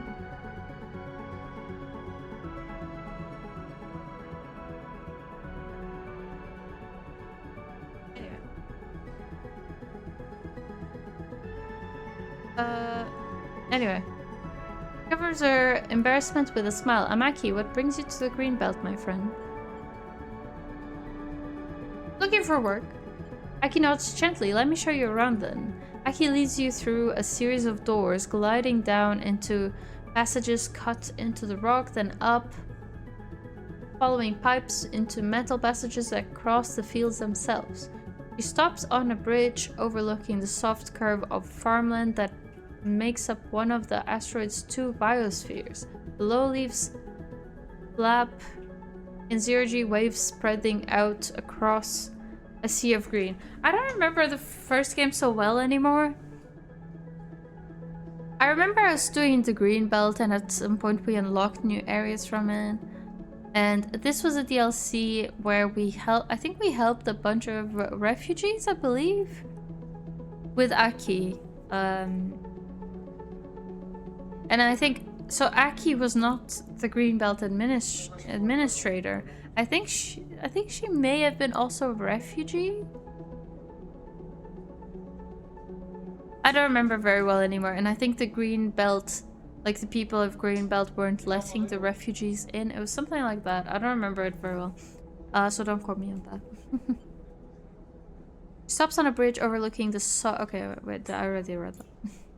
The varieties we farm here are specially selected and customized for microgravity. What does that mean? She puts her hands on the railing at the edge of the bridge. We feed them from beneath, irrigating and nourishing them through the very medium they grow within. I'm a bit hungry. I'm gonna eat some of these. The light of Helion helps us with this, of course. Aki squints through the transparent roof at the distant pale sun. Where does this food go? Where are these plants? Oh! Where are these plants from? Solheim left us many things, including a few seed vaults filled with their own engineered microgravity crops. She turns to face you. Then there are the stacks found across the belt. She's self-contained microfarms. We have been able to propagate crops from them in some cases. But I want to eat, but I want to eat, but it's so hard to eat while you're playing this game because you have to read all the time. These are at IKEA, like cinnamon buns, but they're also in the supermarkets here, and they're so tasty. They're so yummy. Alright, I'll mute.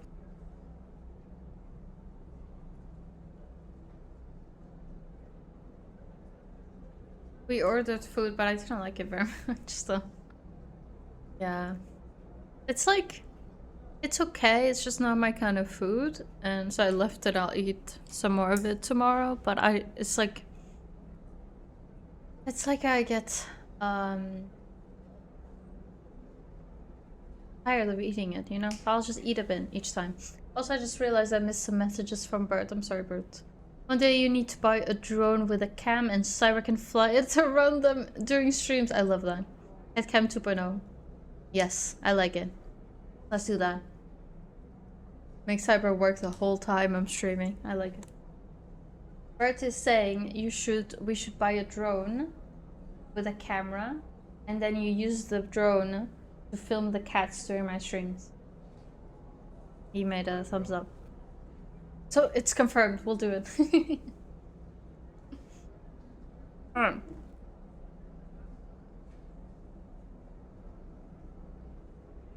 Gotta eat these.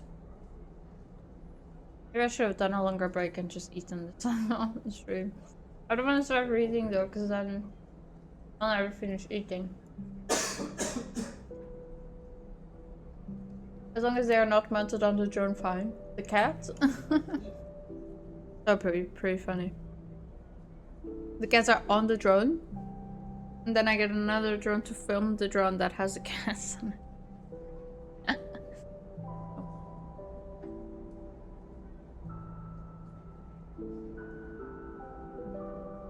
I forgot to do something. I told you guys I would have a surprise for you this week, but I actually forgot. I kept forgetting to take care of it, so it'll probably be next week. Sorry. I think it'll be cool though. It'll be fun. I wish I could see. I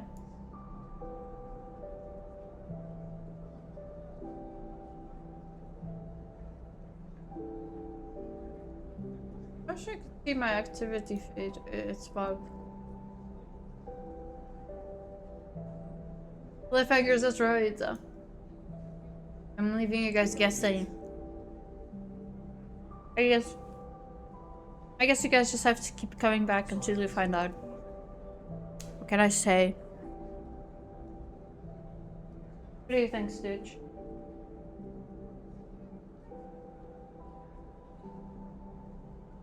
I don't think he cares. It doesn't look very interesting. And look at Lilo. Not even facing us. Lilo. But she knows. She just ignores me. Lilo. Oh. You're not ignoring me anymore.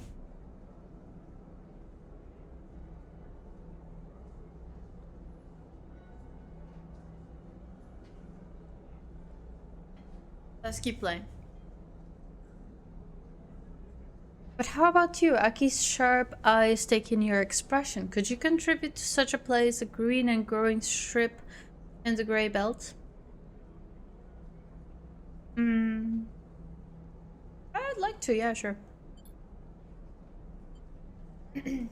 Aki smiles. That's like a typo, no? Aki smiles. Feel free to take a shift below anytime you wish. I will tell the others to expect you. The plants, they have a kind of peace, an eternal quality that makes them seem less fragile than they are. Aki sighs. This place, like any other in the belt, has its pressures. It is for me to navigate them. She looks away, frowning at something in the distance. I must attend to other pressures. Excuse me, I'm glad our paths crossed.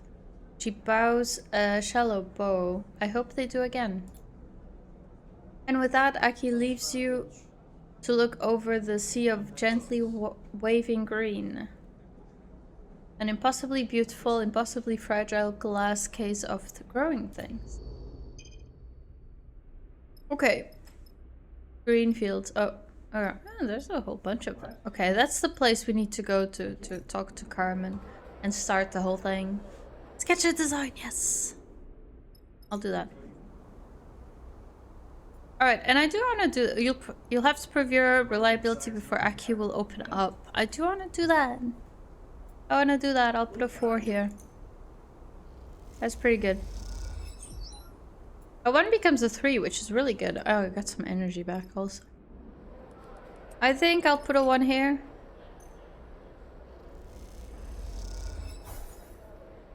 Alright, I'll take it. And I'll put a 2 here. What's up, Stitch? My baby. Look at that face. Neutral again. Alright, let's... Okay, so yeah, this is the view. This is probably eating and meet Carmen. Okay. Buy a drink and wait. But we don't need to buy a meal because we can just work in the field. I'll end the cycle now. Isn't that right, my boy? Look at there.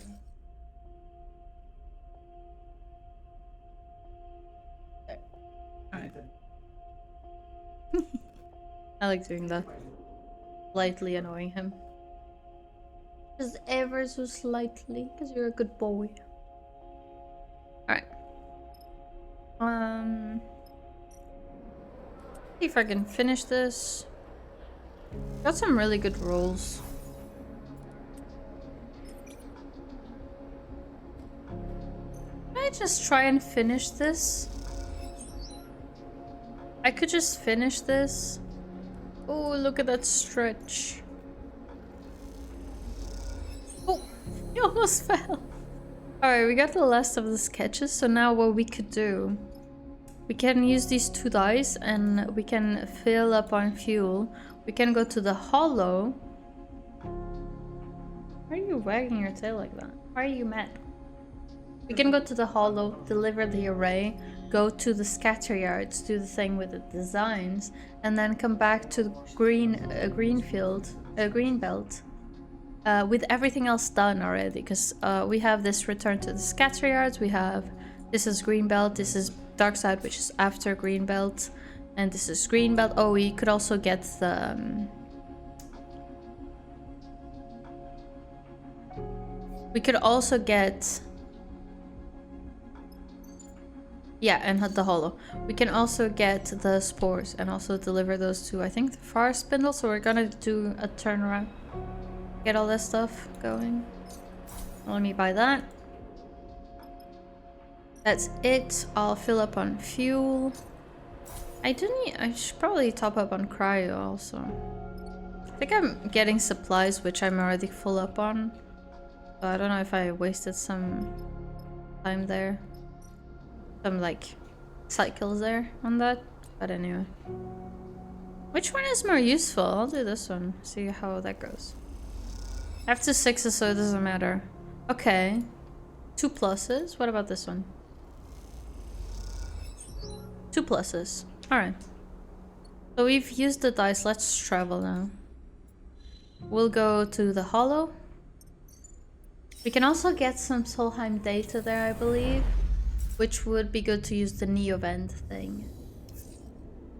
But also we're not really in a rush to do that. We can just do that with the dice we do have. Just because. What is this? Packed spores. Oh. Anyway. Alright, there you go. Install the array. You've provided the array. Kimball just needs to get it running. You wait in the makeshift Helion dispatches studio as Kimball tinkers with the array somewhere in the back, behind the far wall.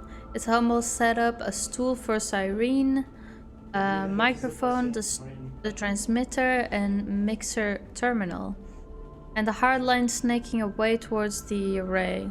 But there's something pleasing about it all the same.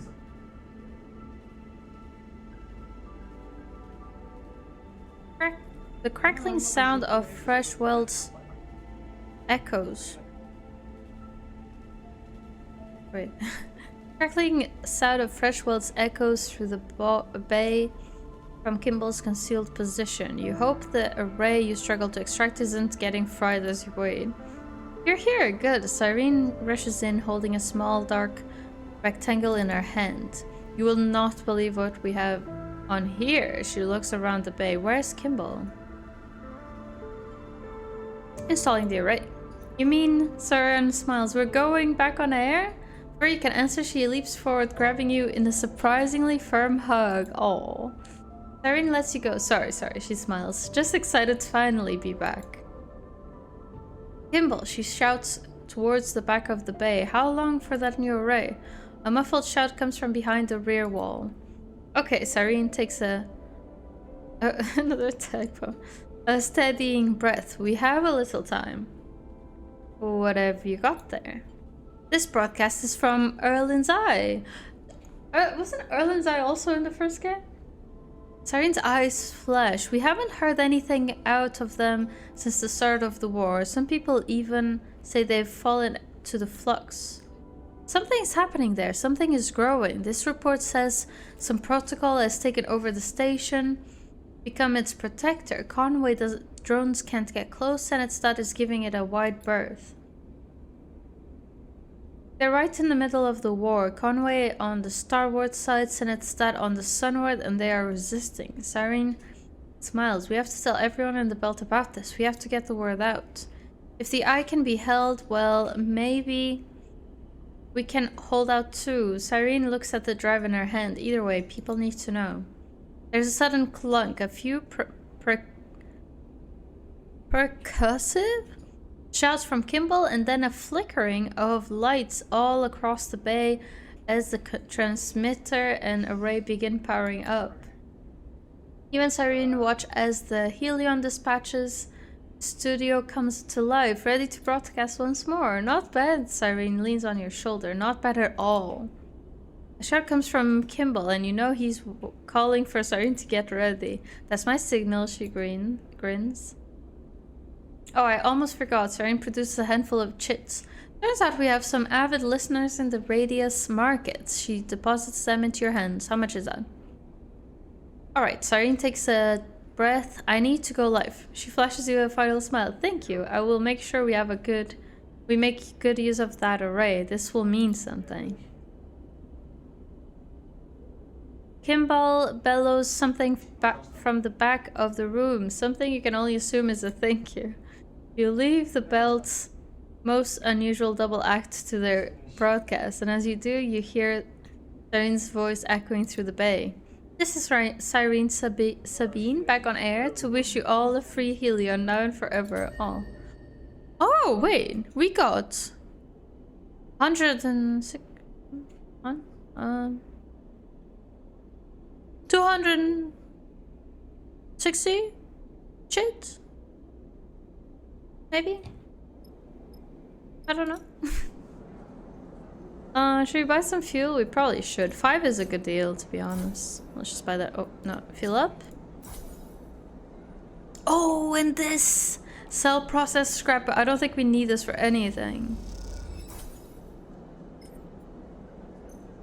We made the processed scrap for free, and we even got some money from it. With a bunch of scrap that we had.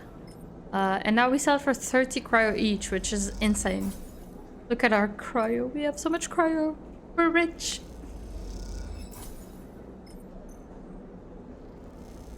This is good because I was seeing, like, we had done some good progress on the cryo, but we were getting it kind of low. You know, we weren't doing a lot of work and it was going down because we keep refueling and stuff.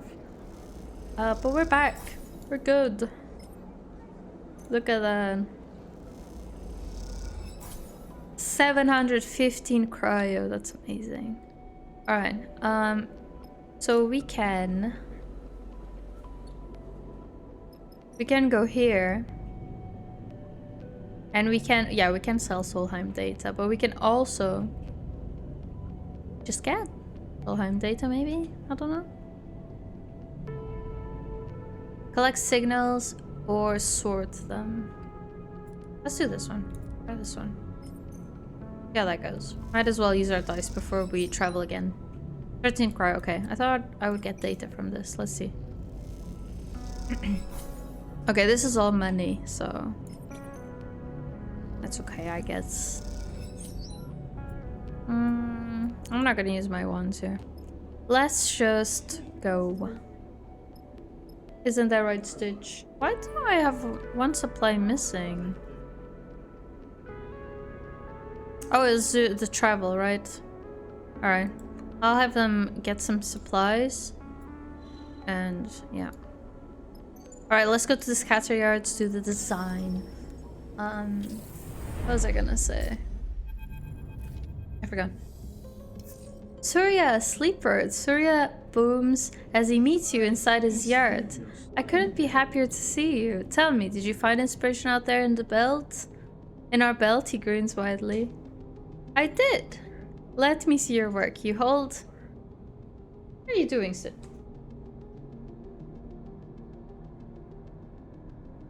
I hope he's not eating the cable from the camera.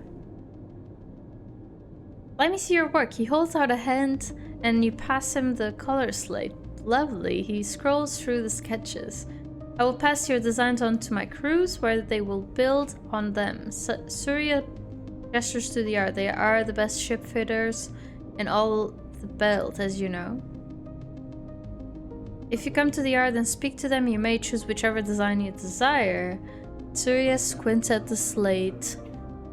This hollow drawing is really quite interesting.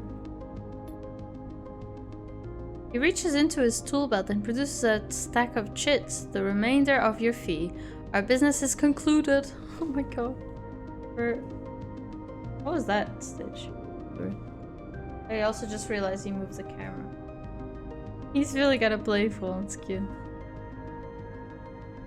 He nods, adding a little bow to the movement. I'm a busy man and must get to my business. But thank you again. Thank you again for helping to build a legacy for my yard. Surya folds his arms across his chest. I believe you have work to see to. But imagine, if you will, flying out on your next contract in a fresh livery, a beautiful reinvention from Surya's yard.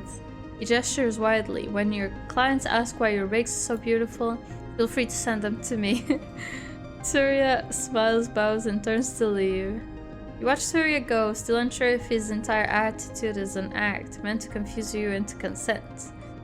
He's a hard man to dislike, but there is something about him you can't quite put a finger on. Either way, it is hard not to feel a little bit thankful for the chance he gave you to look at the belt with new eyes, even if it was while flying one of the most garish ships the belt's ever seen. Oh, I got an upgrade. I have 5 upgrade points. It just ran to the feeder. Went off. Alright. We can make some engine components here, but what I really want... Okay, you guys need to help me here. Oh, wait. What? I guess, okay. Should we make... Okay.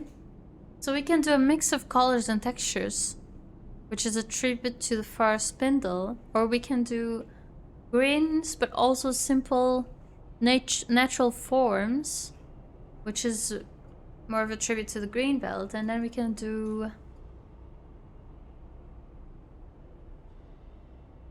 We can do the hollow, which is reflective panels and pale colors,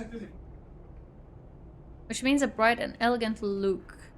A little too clean for serious taste. I think I want the colorful one. What do you guys think?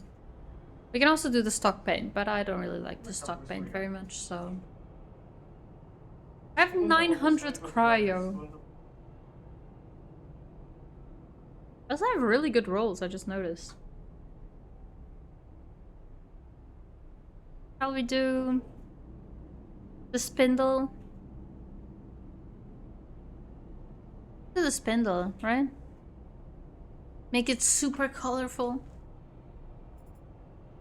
Spindle it up. I like it. Yeah, let's do that. See how that looks. Aw, that's cute. I thought it was gonna be more colorful, not gonna lie. But that's nice. Shall we keep this? What do you guys think? We can also change it.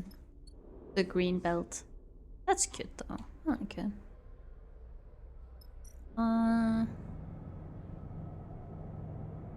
Refuel again.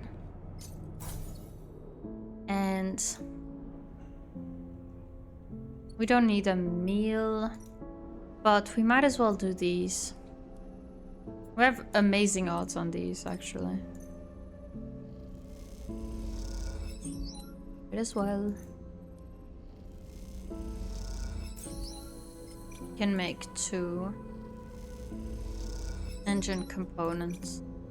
Should I put the 3 here? I don't know if that'll make a difference, if it'll stay in progress for next time I come back. Figure we might as well.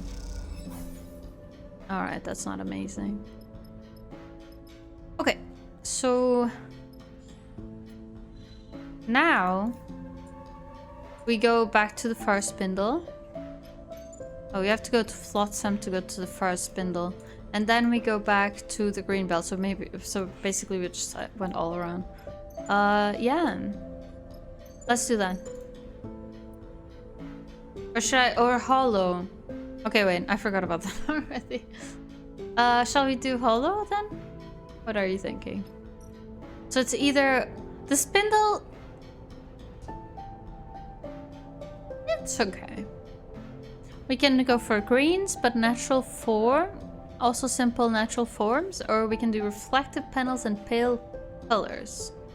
It says bright and elegant look, a little too clean for serious taste. Alright, let's try that one then. See what that looks like. I like that, actually. That looks nice. That's better than the last one, I think. Shall we go for that? I'm gonna bet this is... I don't know, actually.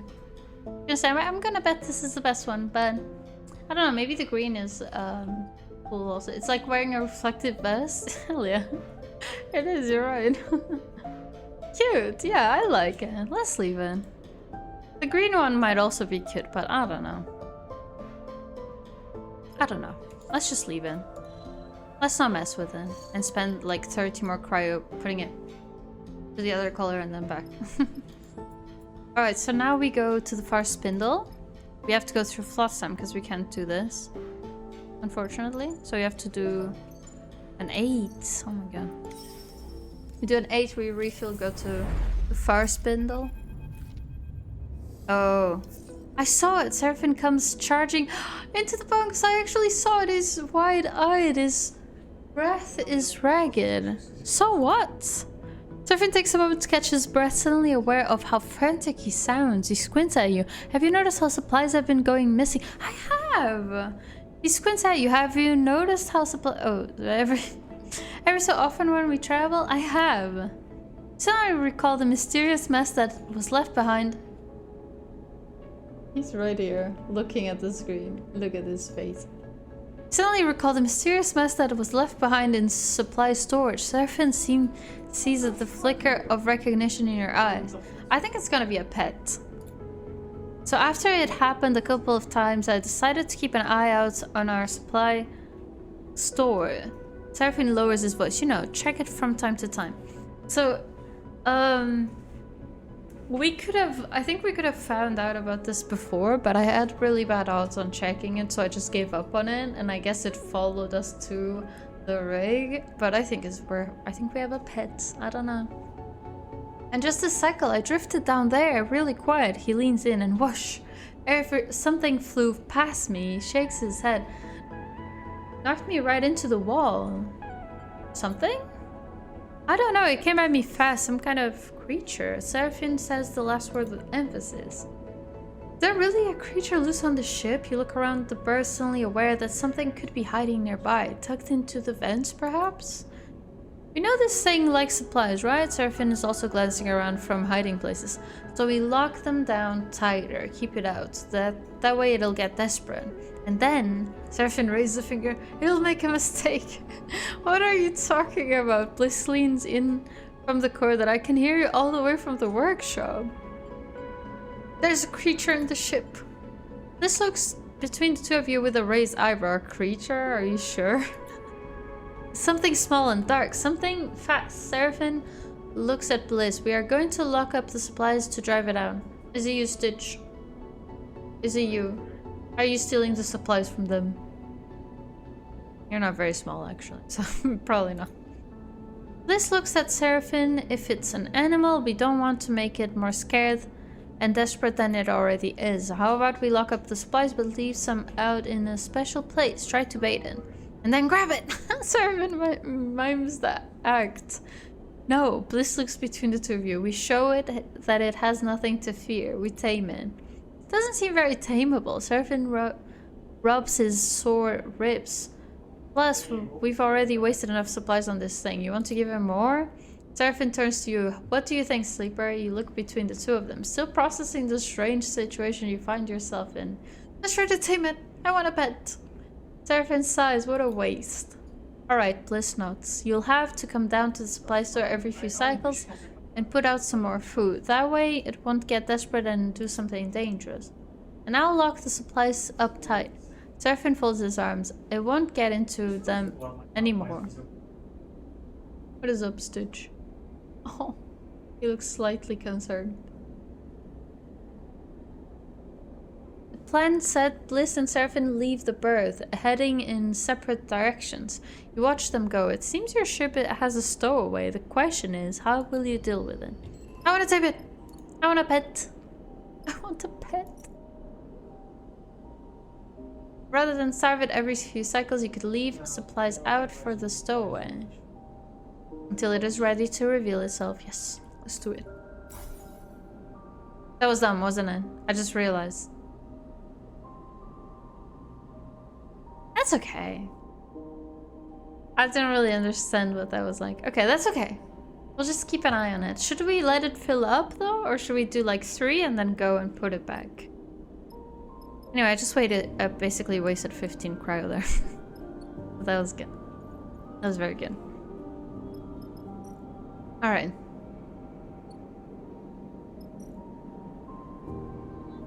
Buy engine components. We can do some work here. I just came here in between places, so it's, you know, the supplies.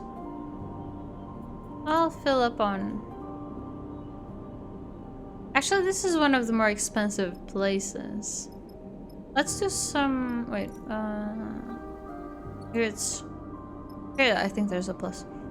Let's do some work with the dice we have. Oops. Try on raw scrap. What about this? Oh. Yeah, why not? That's not too bad, honestly. Just losing a bit of energy. Oh, nice. Right. We can use this raw scrap to make some more processed scrap and then sell it if we get to the other place, but we won't go out of our way for it. It's not really necessary. Yeah, so let me see. I think the far spindle has cheaper fuel, so we'll just go there without refueling. And we'll refuel there. I hope I'm right about that.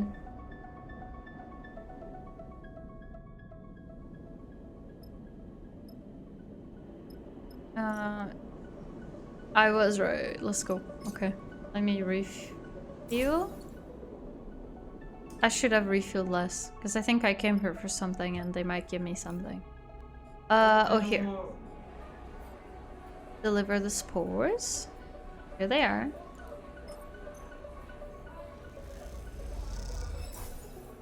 Bring the spore crates to the kitchen's loading dock. Some of the volunteers come out to say hi. You remember those, of course. Nemba appears at the loading dock, slate in hand, as you load the crates into the back of the kitchen. I'm a little surprised. You look at the chef. He looks tired, though. His sharp eyes haven't dulled in the time between your meetings. Happy to surprise you. Well, I'm not that surprised, he smiles, but it's still a pleasant feeling. Nemba glides over to a crate to take a look. He squints at the crumpled corners and bent lids. Not in great condition, though. How long have these been bouncing around in your hold? Actually, not very long. I bought them and I went to two other places, or three. But yeah. I don't know what to say here, because like it didn't take me that long to bring them back, you know? I just kind of went around. I couldn't have done it much shorter. I didn't even end any cycles, I believe. I went through the hollow, then the scattergods, then the flotsam, then here. I could have also just gone Helion Gate and then here, which would have been a lot quicker. But I had stuff to do in the other places, so... Anyway, they're like that already. Now that I can believe, they didn't bother to bring them to the right station after all. I do get the blame. I have a place picked out in one of the bays to cultivate these, warm, damp, near the air recyclers. He pushes one of the crates gently into the kitchen. It didn't take long before we have mushrooms to cook. Follow Nemba into the kitchen, remembering your shifts working here. They were long, but the company was good, and as with all things, the difficulties have faded with time, leaving a golden sheen on them.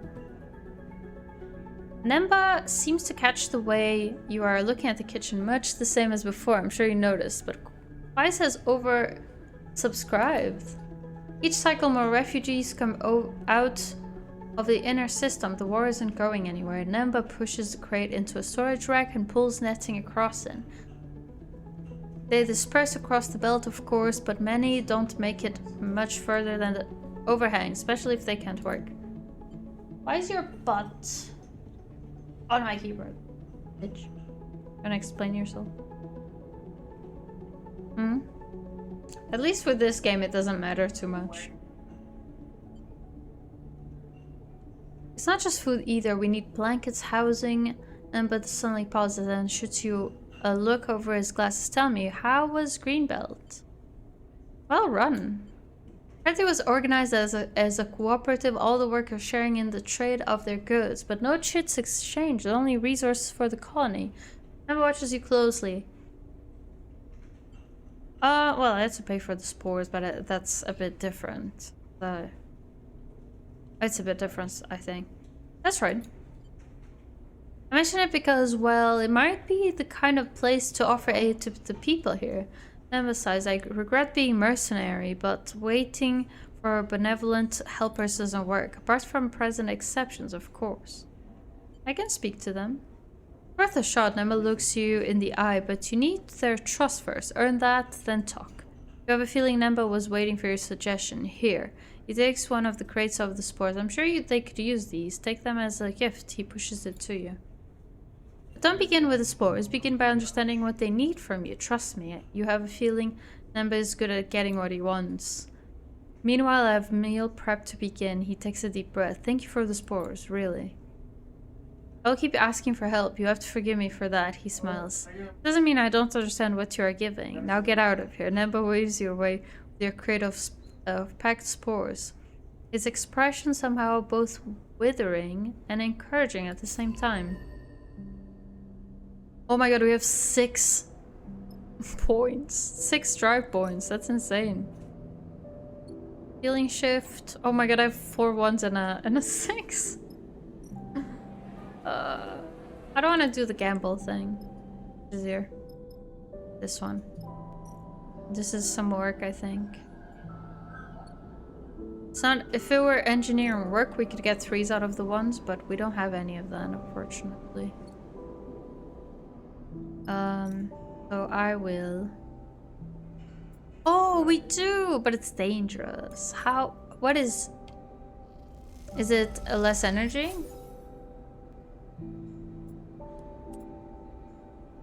But I lose energy on neutral. Those are not amazing odds.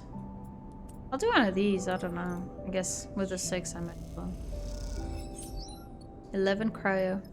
I don't think it's really worth it. Well, actually it's fine because we're going back to the green belt and we can just eat, work there and get food.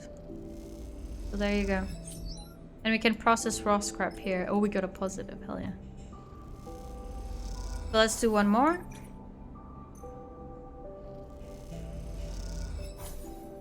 Okay. And we can go back. Let's see. So now we have this. Ernaki's trust, that's fine. Bait or starve the stowaway, that's fine. Yeah, so now let's go back to the green belt then. We don't have anything else to do. I don't want to do the gamble thing. I can't go straight there, right? So 4 and then, I don't know, some more. Let's go to the Helion gate.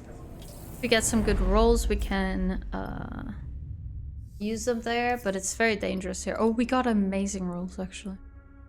That's good. That's very good.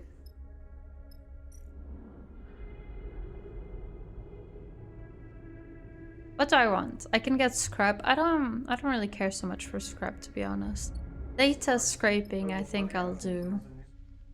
I think I'll do some data scraping. You know what?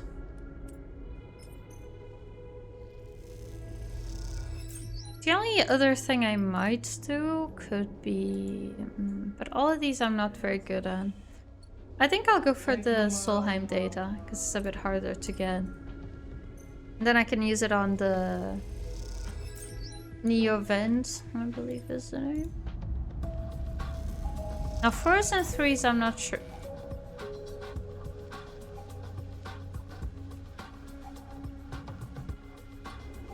Okay, now we're gonna go. We're gonna go to Greenbelt and we're gonna work.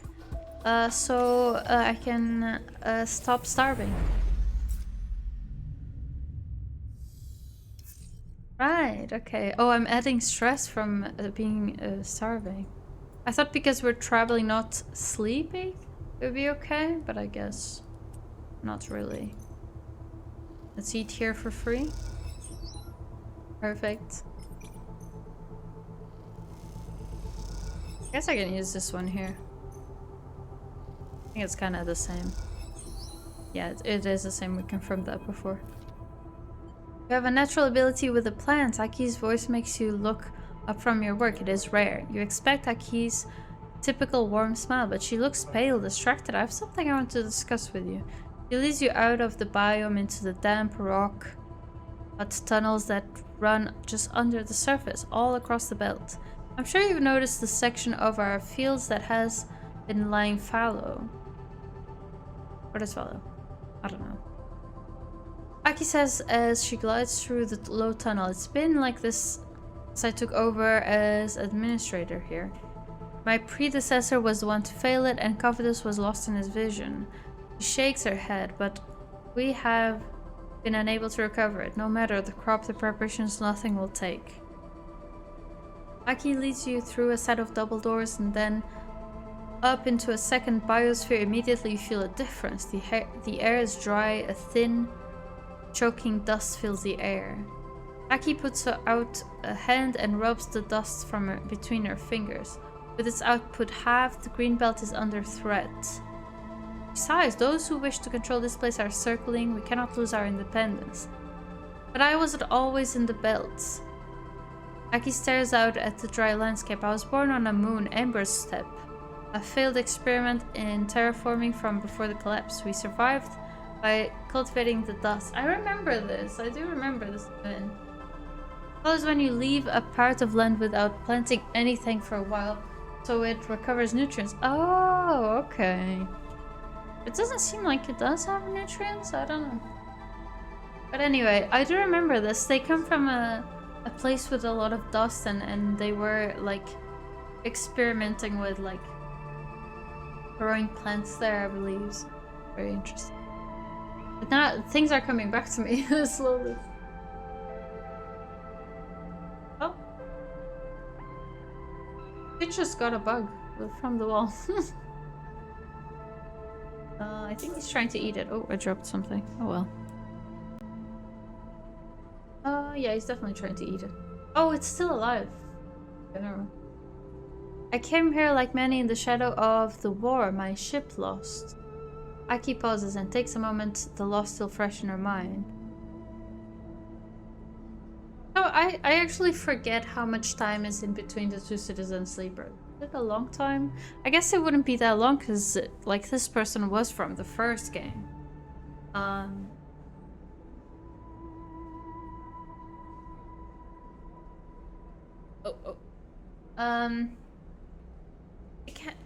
It probably wasn't very long. Eating the bug, I'm a bit... I don't know. Because this person was in that game, so... I don't know. Does that mean our sleeper is around? He ate the bug, I think. Okay. But it held the key. Aki looks to you and perhaps holds it still. She wipes the dust from her fingers. Steppe silk, a plant that thrives in the dry and the dust. A plant that might thrive here. I've seen your ship and you have shown me you are to be trusted. I want you to go to the remains of my own, the wind's long shadow, and try to recover anything we might use. A plant, a husk, a seed, anything. It is a desperate step. She frowns and looks away. Where's the ship? The wind's long shadow lies wrecked beyond the sunward edge of the belt. Beyond the alien gate. Look at the little leg. Look at that leg. That doesn't sound very good. Aki paused. I do not know what remains. My crew and I were lucky to escape.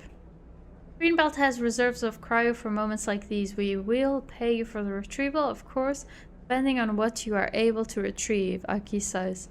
This is our final recourse. I hope I will not be judged as harshly as my predecessor. Can I offer you fuel for the trip?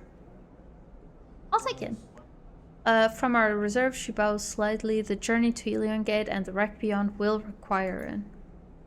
Come, Aki turns. Let us go back to where Green things grow, she smiles. It is a better place to consider the future together. And Aki leads you away from the barren biosphere, the door scissoring shut behind you. She gave me 10 fuel. Amazing. I love to see it. Okay, there's not much to do now here.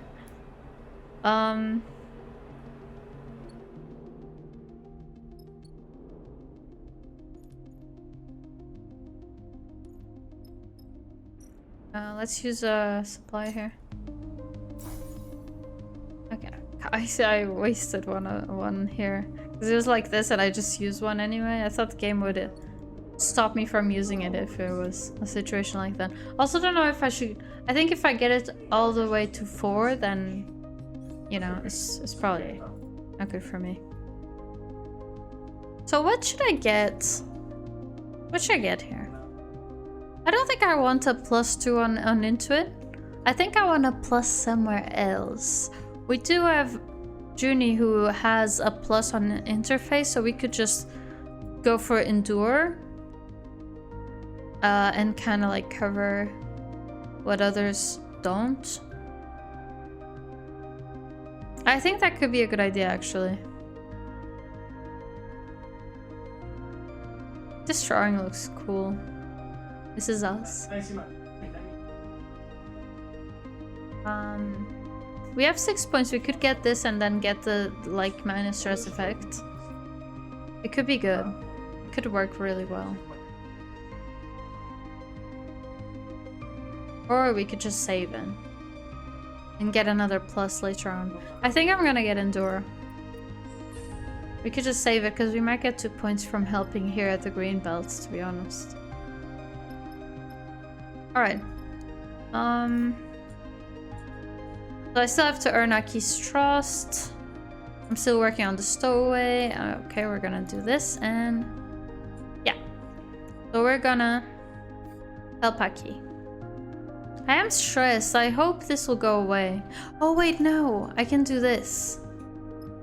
Here I believe. I can rest and recover.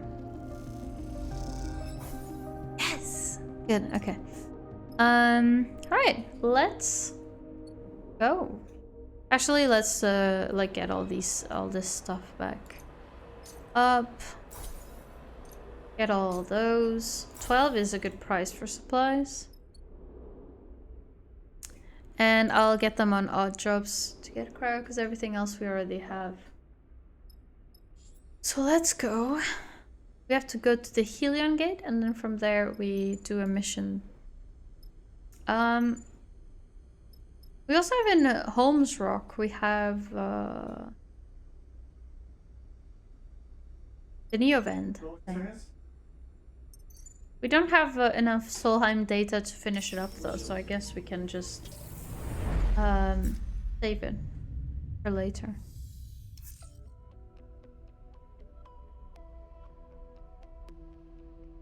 Scratching.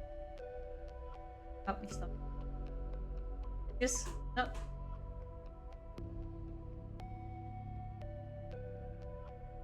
The trigger ball.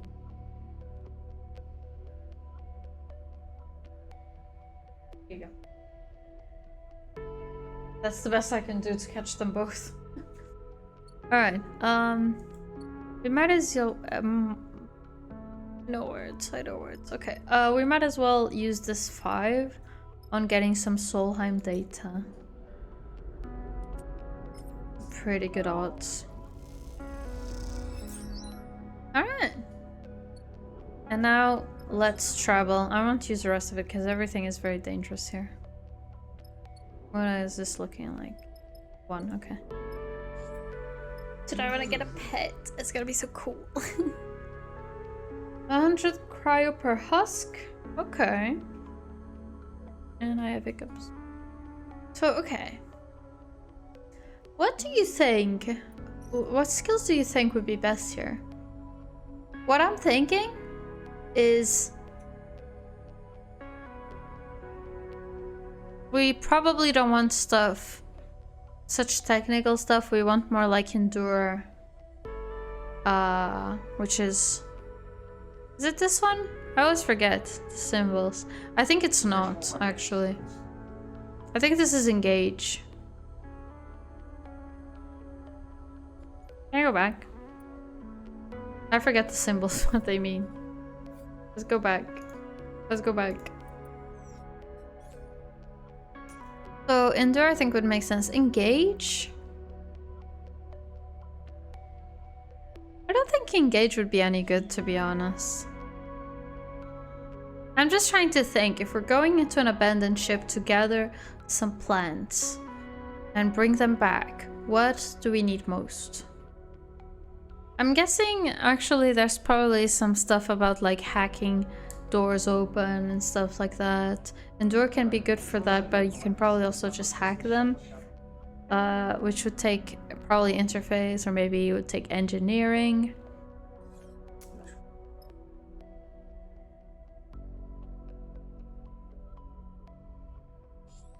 I have an idea.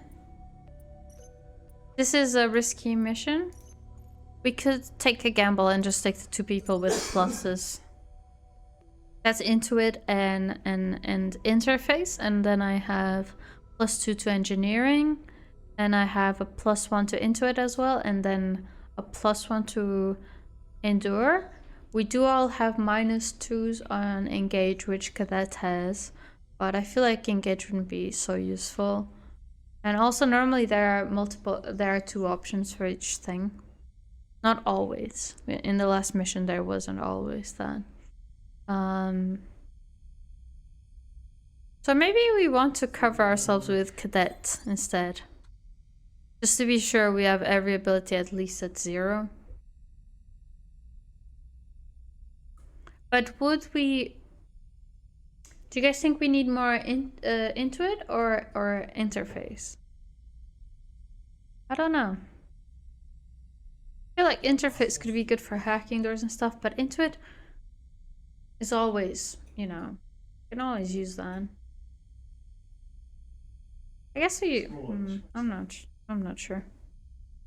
I cannot decide. I think this might be a good party. I think I want to take one of the pluses.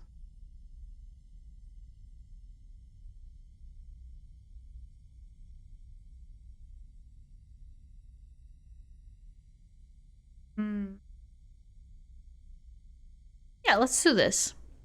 I think this is good because anyway I have a +1 to Intuit as well. I don't have any pluses to interface. And then I don't have this ability at all. I have -2 here. And anyone else who doesn't have it would also have a -2. So I think this is a good party.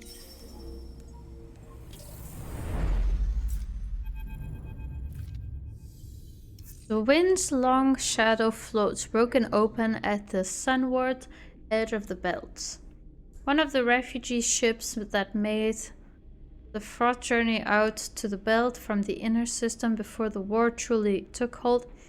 The wind's long shadow is a monument now, and a warning to any other vessel that might stray sunward. The last ship out of Ember Step journey looks out towards the wreck. I can see it was beautiful once.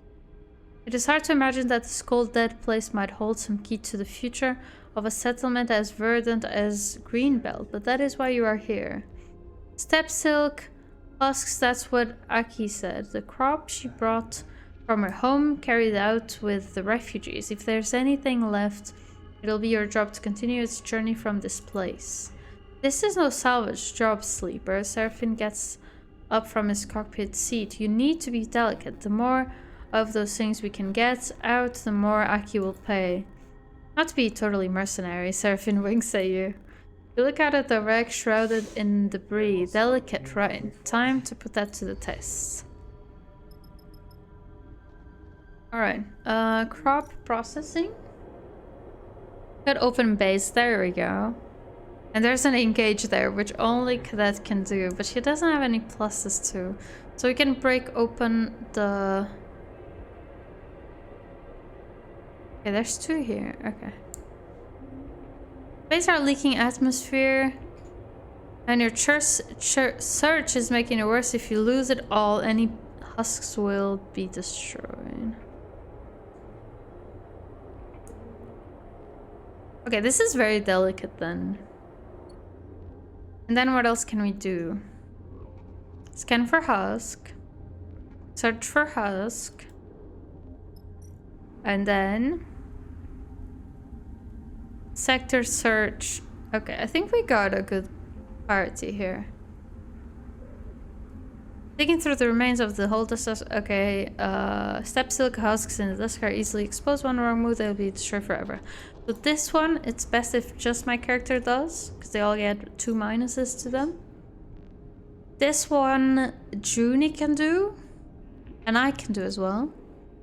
And then this one is what Cadet will focus on. Break open base or cut open base. And Cadet can do both. I'm gonna do it. Cut open. Just sounds better to me. Systematically cutting open the base to find more husks is safer and smarter but slower than tearing them open. Okay, well, if that's safer... But we have a 6, so let's do this one. Although they both say danger, so... I don't know. Alright, +3. I enjoyed that. Good. Alright, now this I'll put Junie on here. Let's scan. We can put a 2 here, which becomes a 3, but this is dangerous, so I don't think we want to risk it. And I'm gonna go here.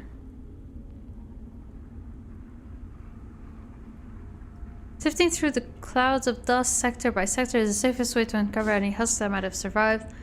The dust house is full of dirt and shrapnel. Clearing it might unearth some husks, but also might destroy them. Let's try this one. This one's a bit safer. I got stress from a neutral outcome. Okay. If I push, I gain another stress, but my 1 becomes a 4, which becomes a 5 here. Can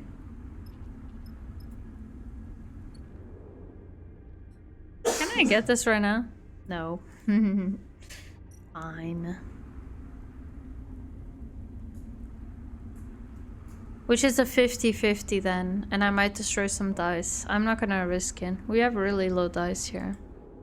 And I think everything is dangerous, right? Yeah, everything's dangerous, so that's fun. That's really fun, because only one of my dice is safe.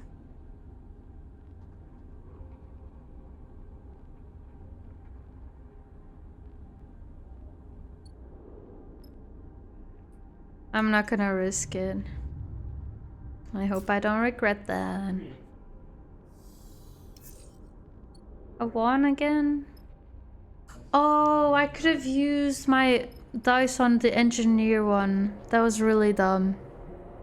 That was really, really dumb. This is safer, so I'll do this. Okay. Oh my god, that was so dumb. I could have used the on the engineer one. What the hell? It is bugged.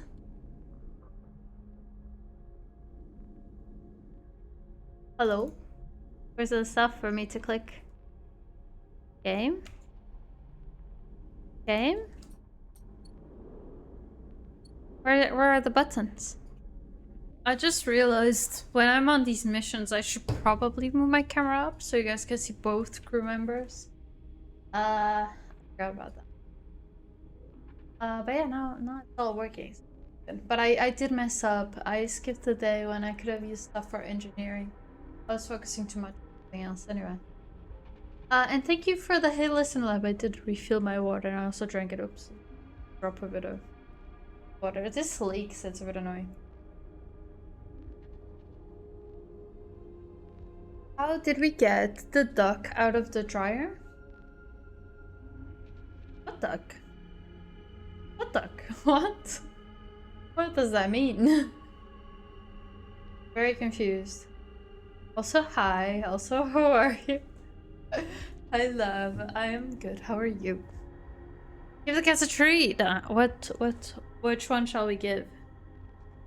There aren't any more of the malt ones. So it has to be meat or fish. What do you want, Stitch? Look at the camera and tell Lord what you... Fishy! Little kitty. Oh my god, he's showing his teeth. That's so cute. I'll show you. Okay. Oh, little kitty, big city. I don't remember that. I don't remember that, to be honest. It's in the votes in YouTube. I think I posted them, but I really don't remember. I couldn't tell you. We did get all of the duckies. Oh, wait. Wasn't it like we have to power something down? I don't remember. I'm not sure. Let's give a fish treat. I remember the red button. I don't remember any of that. I think it was something about powering down, or is that the arcade, or I don't know. You want one of these, Paige? This to your liking? Yeah, I feel I'm kind of pissed that I wasted like a few dice there. Okay, so this one I will focus on because although these guys aren't really gonna do much else, I'm just noticing. This is all dangerous though, so I don't want to use any low dice because it's just gonna destroy things. This is more dangerous, but if we get 100% positive, we get more back. So there you go. Now for 5s, I will use on the other one.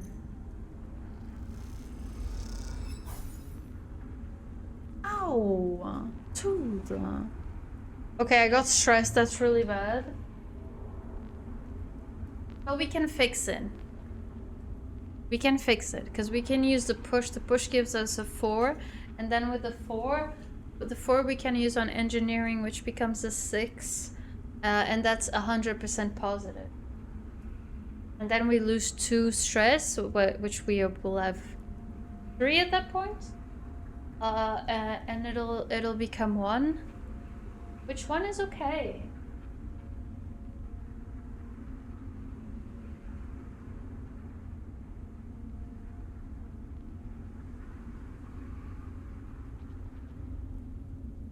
There you go. So we can do that. Can I push a bunch of times? I think so. Well, I think probably once per cycle. I don't know. Let's push. Added stress, but then we do some of this.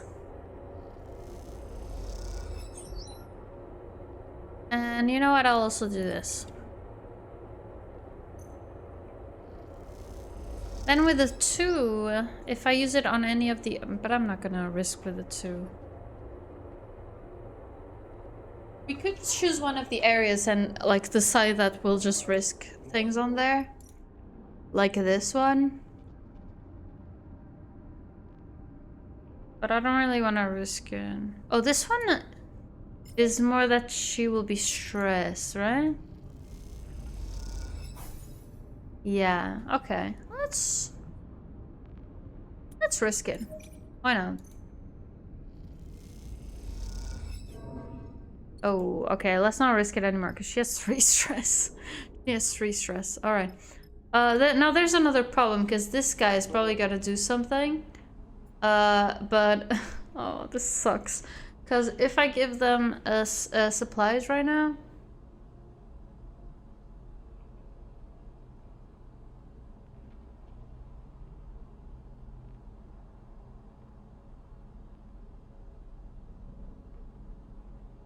So if okay, we're gonna have to use a supply on this, but we need the supplies right now. But I think if we don't use the supply, it's gonna be worse. I guess let's do it. This is so bad. Oh. That kind of sucks, actually, though. But I feel like he would have just stolen supplies from us. Now that I'm thinking, though, the supplies are locked away, so maybe I shouldn't have done that. Oh well. Let's use a 5 here. This is safer. Oh, but that one would have been a good risk, actually. Okay, never mind. I take it back. This one's almost done, though.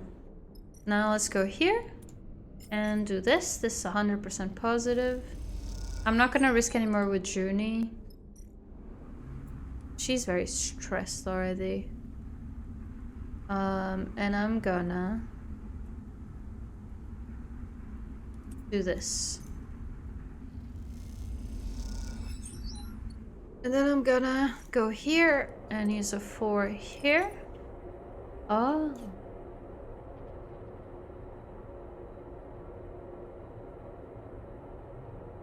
Okay, I want to remove some stress. So I'm gonna push and I'm gonna use the 4 here. That's gonna remove all my stress and then I can take some more stress. So what did we get from there actually? Okay. We got a husk, okay. So now we can use this 4 somewhere else, but it'll be a bit riskier. We can use it here, but it might ruin husks. But actually this is the only place where only we can work. I think cadet is gonna be kind of useless from now on. So let's do this one. Please give me a positive. Yes! Alright, we're doing really good. I think we're getting lucky, to be honest. Now we're gonna wait. We're actually good to wait. Even though I messed up on the first cycle of the mission, we're still doing well. So now, cadet is a 6, but it'll always get -2, so it's not very good. Let's use Junie's 5. And then let's use my 5 here. There we go. Alright, we retrieved all the step silk husks. If the wreck wasn't dead before, now scoured of its final husks of life, it certainly must be. As Seraphim starts up the drive, you give the wind's long shadow a final look in its resting place. It's hard to feel sad about another chunk of scrap orbiting in a system that is made of nothing but the scrap of past regimes. But the people who lived on and built this ship, those people are worth a moment of memory. You think of them as you prepare to leave and hope that they, like Aki, have been carried on to new lives beyond the desperation of escape. And those that didn't get out, you hope your passing through this place did not disturb them. Right, so there's nothing else to do. That was pretty good, actually. Let's go. Let's leave. That's pretty good. Sleeper, you hear Bliss's voice hiss at you as you pass through the rig's central corridor. You have to come see this. You follow their voice and find them floating outside the supply store, looking in. Bliss holds a finger to their lips and nods inside. Quietly, she's eating.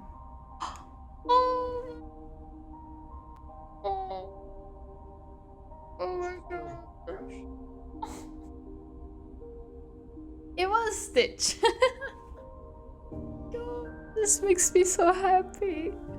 You look inside and see a cat floating just inside, batting at a food pouch. The stray barely acknowledges your and Bliss's presence. Instead, angles its body to catch droplets of liquid that are released from this transparent packet. Oh, looks like we found our stowaway. Bliss smiles at you. Oh my god. Hey there, girl. Bliss whispers at the stray, beckoning. They hold up their hands so the cat can see them. Not here to take those rations away, alright? You both watch as the stray suddenly kicks away, twisting balletically through the air and gliding past you both out of the supplies store. It catches one of the corridor's ribs, swinging itself to the wall, where it perches and watches Bliss with big eyes. Cats in space, I know. The first one also had a cat. I think we played Citizen Sleeper before you found me, Lord. So you don't know this, maybe? Unless you played it, I don't know. Or you watched someone else play. But the first one The first one also, you like at some point you would get your own place and a kitty would start showing up and you could give them crackers. It was so cute. It was so cute. So sweet. And now they brought a kitty back. I'm so happy. Comfort of its movement to 0G is striking, and you realize you have never seen an animal navigate in microgravity before. You hear a sound and turn to find Seraphim arriving from the direction of the engine room. He stops dead and strikes against the wall, staring at the stray. What the hell is that? Seraphim hisses his question at both of you. It's a cat! What? A cat? Seraphim says the word strangely. Careful there. Bliss holds up a hand to Seraphim. Don't scare her. So that's a cat? Seraphim is watching the stray carefully, either fascinated or scared. It's hard to tell. I thought it would be bigger. You've never seen a cat before? Where would I have seen a cat? Seraphim looks at you. Come to think of it, where have you seen a cat? Question makes you pause. Where have you seen a cat? Not in the belt, not in 0G. You close your eyes and bring to mind the faint image of a cat stretching in the sun. Somewhere warm and somewhere with weight, with gravity. You touch the fur of its back and it reacts, sliding against your hand.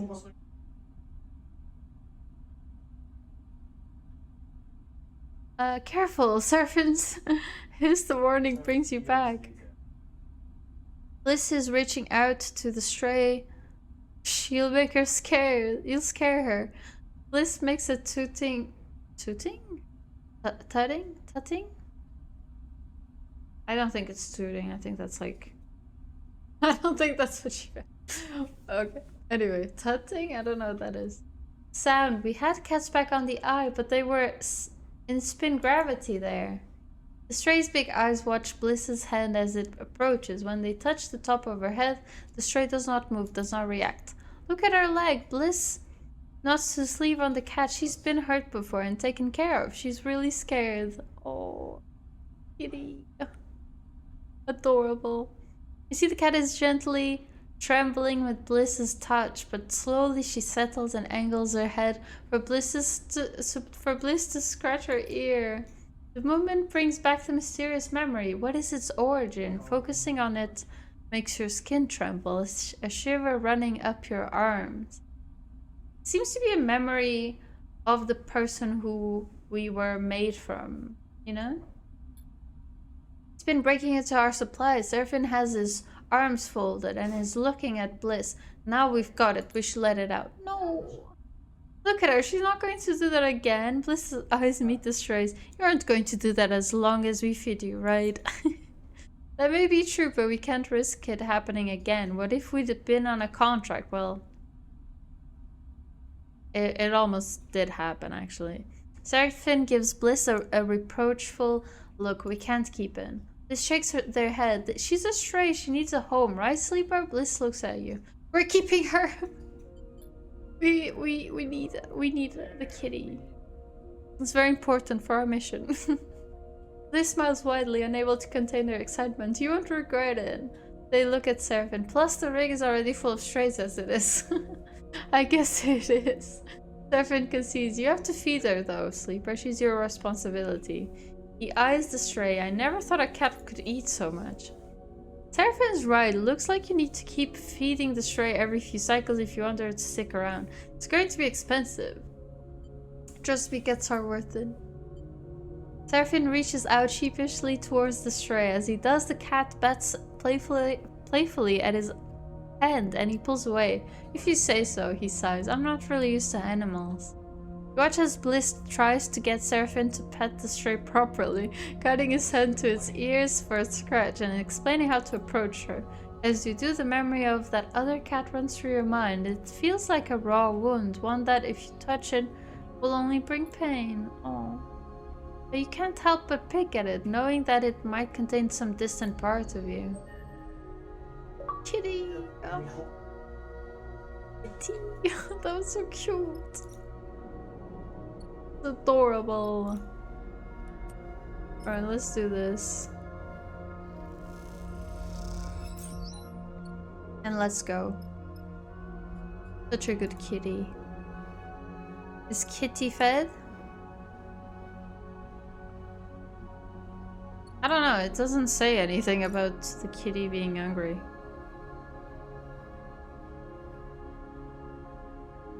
I don't really know how that works now. It doesn't tell me if they need to eat or not. Maybe it will later. I'll keep an eye on it. Oh no.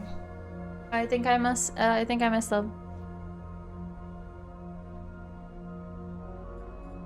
I should have used my 6 on getting fuel. Well, let's hope this has some fuel. We did get 2 though. We just need a bit more.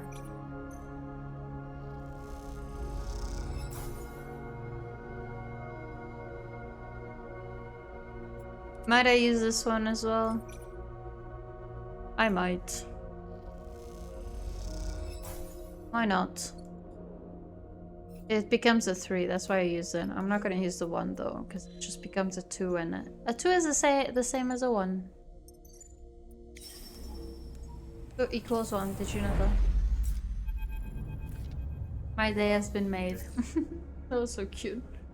Bring the step silk husks you gathered from the wind's long shadow to Aki, and she is pleased. Is as pleased as you would expect. You meet her on the bridge overlooking green fields. The Greenbelt workers. I don't know. My computer. You meet her on the bridge overlooking green fields. The Greenbelt workers quietly toiling below while the air recycler's wind gently rustles the leaves of the crops. Sleeper. Aki holds the husks to her chest. Thank you. These are a new beginning for us. Aki pauses, knitting her brow. How was she? The wind's long shadow. The dead wreck. Must have been beautiful once. I don't want to be. I want to be like it. It's a dead wreck. It's a kind of a downer. Aki smiles. She truly was. She looks down until they killed her. Aki sighs and looks out at the Greenbelt fields. Everyone must die in the end. The belt makes wrecks out of us all. She looks back to you. But what have you brought me? This is new life. But what you have brought me, this is new life. Okay, that's rather. Give us time, we will need to clear and reseed the other biosphere, Aki pokes. I hope you will return to us when the work is done. She presses a handful of chits into your hand. Thank you, she meets your eye. How much is that? You watch her carry the husks gently away, glowing with the promise of fresh growth. 300! 300 chits, I believe. That is a lot of cycles. 6 cycles. And I have really bad rolls. We have 3 points. So maybe soon we can get another plus. Or we can use it on the push thing and we can just use the push a lot. A lot. That could be good, actually. I don't know. Especially with the engineer having a +2, you know. Ditch bit my hands before and it still hurts.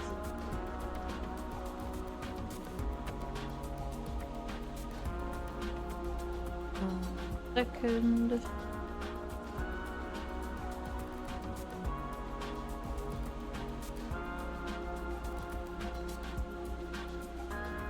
Okay. So that's 6 cycles. What else can we do? Have I earned Aki's trust? I think I have to wait. Okay, what do we do here? Because I don't know. What I'm worried about. I wanna... There's more stuff to do here, but we have to wait 6 cycles. And I don't know if we go back to the dark side, if this is the end, and then we can't come back to Green Belt and finish this.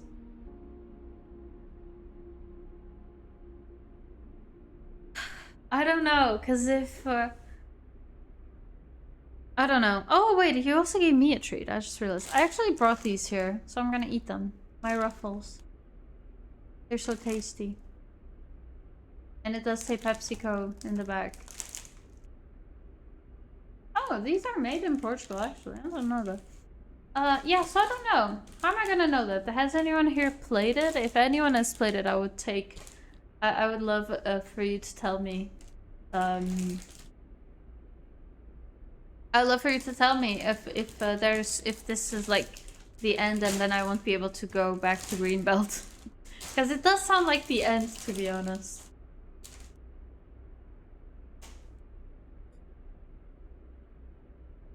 Crunchy. Oh my god, we've done so much. Look at that. I think it'll probably be the end.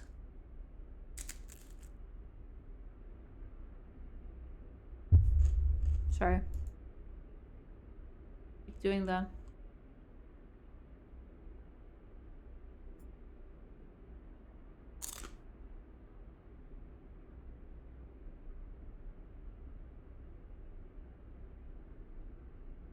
Trying to decide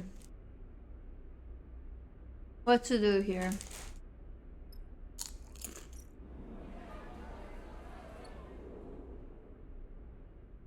I think I want to do this Greenbelt thing first, but I think there's basically nothing else for us to do. Except if I want to go back to Farspindle and do the gambler thing, which I don't really want to do.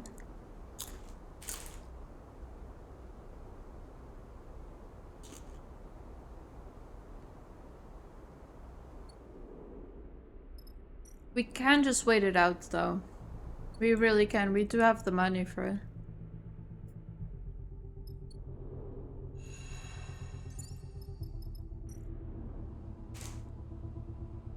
How does the thing with the cat work?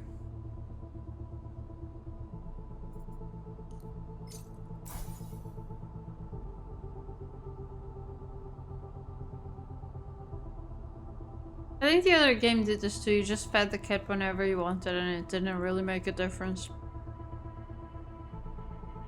And I would feed it every day. But now supplies should last the kitty a while, which is why I'm confused about how this is something you can just do over and over again. You would think it would be like, well, you can feed them again in 4 cycles or something. Character development, hell yeah. Put supplies into the special feeder Bliss has set up. Oh, the stray waits until you are outside the room to come eat. Oh. Adorable.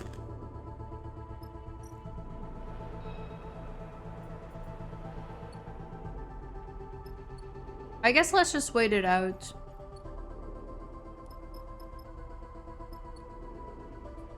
Let's wait it out.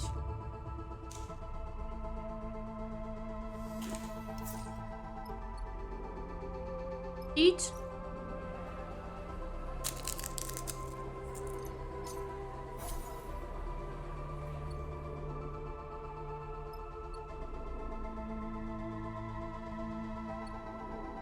I can't even use these 6s anywhere.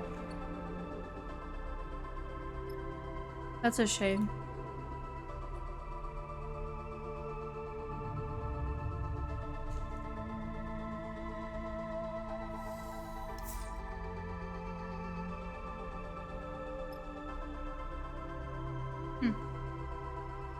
I can't end right away. I think I have to go out and back in. Probably so you don't skip cycles accidentally.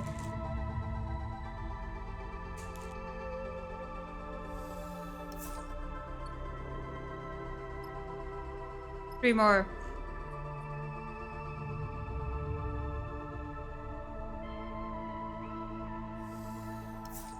It really does feel like that mission is the end. Next time we go to Darkside. Maybe it's not, but that's what it feels like to me. And I'm not about to risk it. Let's go eat.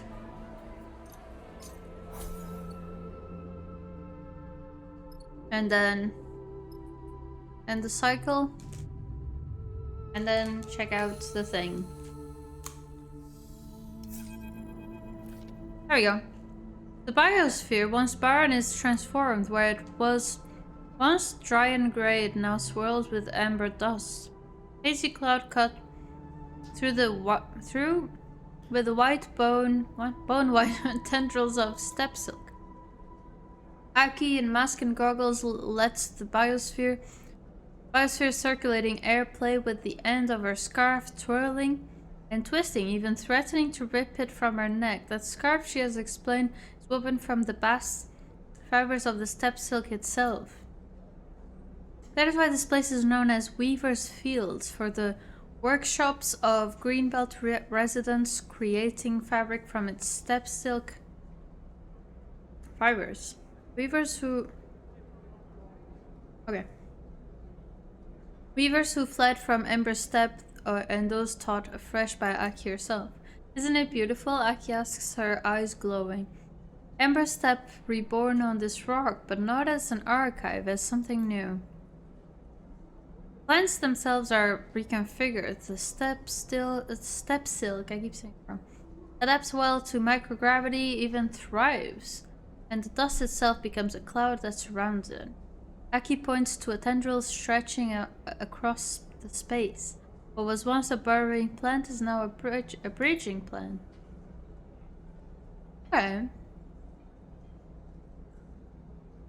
Like us, it projects itself across empty space, pushing out into its new conditions. Aki looks at you. Sorry, I'm rambling. This place does that to me.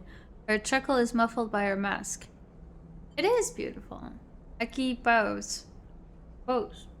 Thank you, I'm glad you like it. Let's leave the dust house. We can talk more easily outside. She shepherds you through some nearby double doors, the space between blasting you with air to clean away the dust. You find yourself in a sparse room, racks of unfamiliar tools on the wall, slit like windows looking out into the amber dust storm. This is just the beginning for us. Aki has slipped off her mask, and her voice is crisp and bright above the rumbling of the air recyclers. The steppe silk is already being harvested, retted and woven. This is no synthetic fiber from the dark side looms. This is a natural fabric out here in this unnatural place. Aki brushes a little dust away.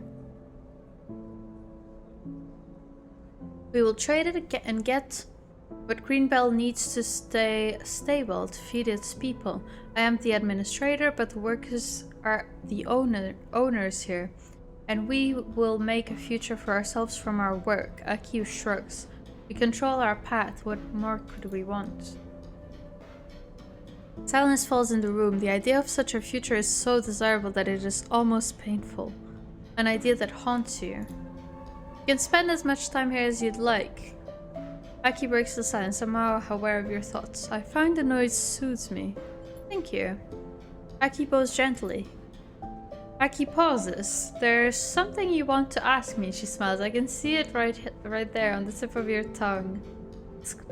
I'll explain about Nimba. Aki listens carefully as you talk about the refugees in the Far Spindle and the possibility of setting up a mutual relationship between them and the Greenbelt. Far Spindle is a long way from here, she sighs. Come find me in my unit later. We can discuss more then. We leave Aki in our dust house, surrounded by the landscape of her homeworld. One of many creatures born on that parched moon that is in the process of transforming into something new. Aw, that's nice. Alright. There's a spore thing. We have 5 points, so we can get another plus now. Here you go. Have your spores back. But I don't need a refund. These are so good. Oh, awful.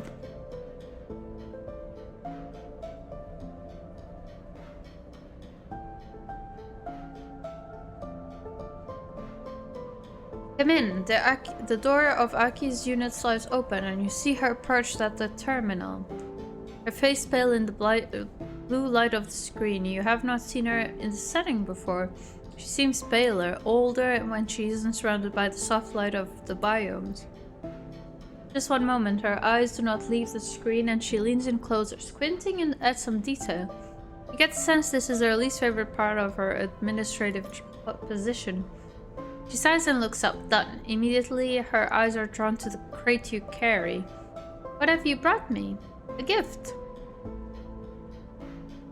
She raises her eyebrows. From who? Let me see. As she unlocks the worn catches on the crate, you explain about Nemba and his work to feed the refugees in the underhang. Maybe I shouldn't have said gift. I don't know.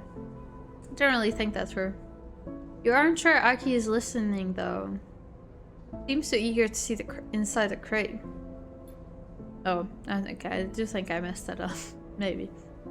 Aki manages to get the lid open and lifts the dented canister out of the inside. She turns it, peering through the small windows at the dusty looking translucent sheets curled inside. Spore prints. She looks at you. This is quite a gift from this Nemba, you said? She carefully slots the canister away. We will make good use of these. The tunnels under the green belt will make an excellent mushroom garden. She smiles to herself. I was lucky enough to be taught how to tend mushrooms by a true expert. Was that us? Our first game. I think we did some stuff with mushrooms, though, maybe. Who was that? Tell me, tell me. Someone from my journey here. Oh, a botanist on Erlin's side. Okay. She was very kind to us. Aki smiles. She would have liked to meet you. Nah, never mind. I think I remember very barely, maybe. Well, actually, maybe not. I'm not sure. Anyway. I'd like to meet Nemba. Perhaps we can find some commonality. She glances over her shoulder at her terminal, but I can't leave Greenbelt, not now. She looks at you sheepishly. I'm a little nervous to ask this of you, given your ferrying back and forth of messages and deliveries. Ooh. But would you bring Nemba here so we can speak? I don't know if Nemba would come. Like, I can do that. But will Nemba come? That is the question. Sure. Why not? Aki smiles. I hope that would be the case. A shrill beep begins emanating from Aki's terminal. Ah, she smiles. The Weavers. I need to speak to them. Make your way out of the unit as Aki takes a deep breath, then accepts the incoming transmission. One more run from Greenbelt to the far spindle and back again. At least you aren't carrying spores this time. Pun. No, this is good though. This is very good. Let's go. I need to refuel. That's a 7 and then it's like a 5 or 6. Let's just fill up on fuel. The fuel here is really cheap at least. And you guys get some. Actually get fuel because we'll probably lose fuel.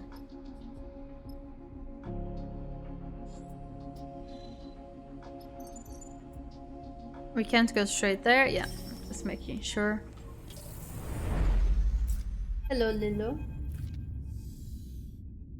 You are the first to notice them. Small, white, smooth shapes at the boundaries between hull plates, in the seams of paneling curling out from beneath vents, huh? Mushrooms dotted here and there, all across the cargo bay. Mushrooms growing on your ship. This doesn't seem very hygienic. Bliss floats next to you, surveying the scattering of pale caps in the cargo bay.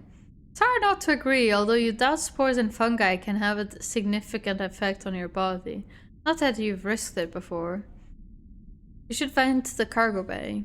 Seraphin's voice crackles through the cargo bay's speakers. He's flying the ship, but you updated him on your new passengers. This is what comes from having spores in wonky crates sitting in your bag cycle after cycle. It wasn't even that long. Actually, it was pretty long because then we had the box we brought back from Nemba and we waited a bunch of time. We also took them from Greenbelt to that ship where we got all the husks and then back. So actually, yeah, you're right. Bliss trucks, they don't seem to be hurting anyone. They float over to a cap and tear it off At the stem, we know from Nimba that they are edible, so we could farm them. We're always short of supplies. Seraphin's voice buzzes through the speakers, but a few caps won't make a meal. Bliss inspects the cap. I do like a good mushroom, they sniff it. Back on the eye, they had these matsutake that smelled amazing. I remember that. I remember that very well. You look over the cargo bay, it doesn't get used much. I think we went, there was this like place where we could eat, and we ate a few times there. We talked to the person that made the food, and then at some point they asked us for these mushrooms, which were in the green belt. I think that's how we went. And it was kind of hard to get to the mushrooms, I believe. And then we brought it back to that guy, and he started serving them, and it was really cool. Anyway. You look over the cargo bay, it doesn't get used much. Most of your hauls fit comfortably in 1/4. There's plenty of room to isolate a little growing area, maybe with some plastic sheets. Or you could just open the hatch and let the void of space sterilize the whole place for you as you fly. After all, if these things get into air recyclers, you could have a serious problem on your hands, and who knows what they might do to the wiring. You doubt either decision will bother Nemba at least. His spores are delivered and you have a free hand to choose. Let's keep it. Why not? Bliss holds the cap to their mouth and thinks better of it. They squint at you. Are you sure?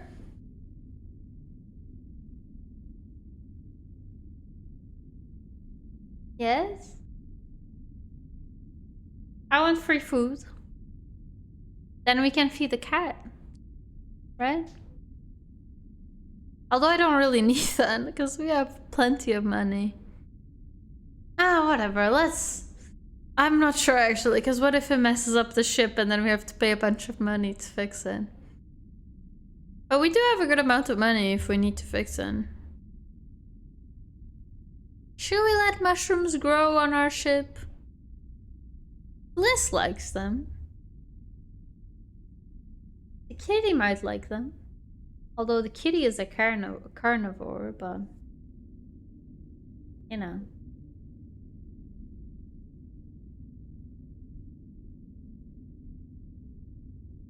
Let's keep them, why not? We'll still need to figure out how to harvest and prepare them. Bliss slips the cap into a pocket, but I think it's a good call. We could try to, you know, maybe contain it in a certain place so it doesn't go in the vent so much. I don't know. You hope they're right. This rig is busy enough without adding extra ecosystems into the mix. As you leave the cargo bay, you suddenly realize you've taken on yet another project. It is becoming a habit. I love it.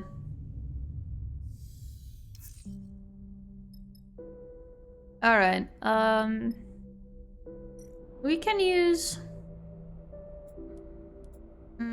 we could get some fuel, but honestly I want more data. I guess I could do this. And damn it. That was the wrong one! Dude, I was full up on supplies as well. That's really annoying.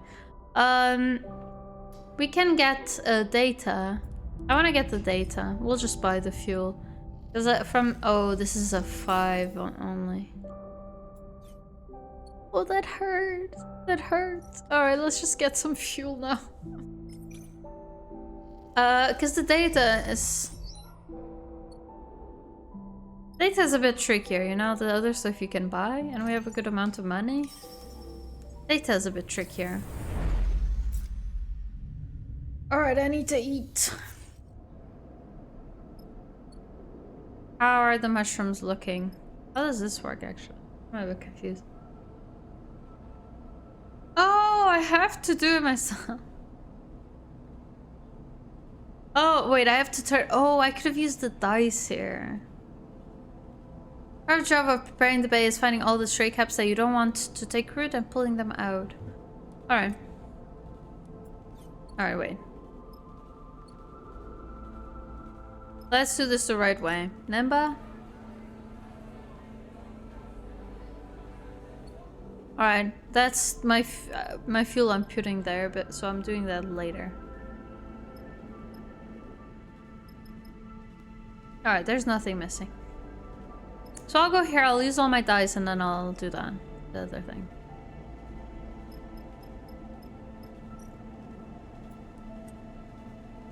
Let's find all the cabs. That's a 2. What is this? Also a 2, so it doesn't really matter. These are both risky. I guess I might starve.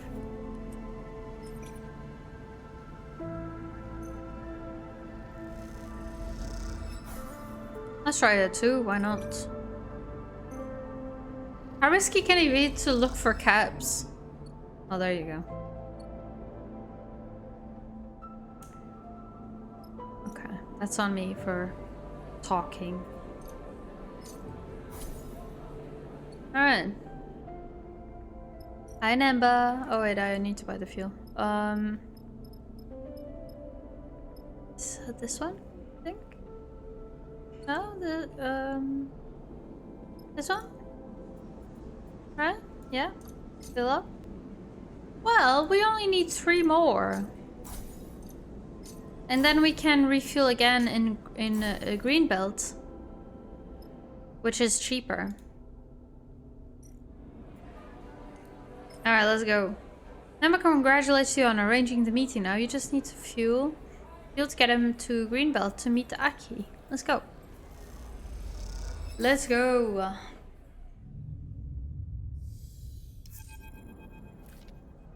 Aki comes to meet Nemba at the entrance to Greenfields.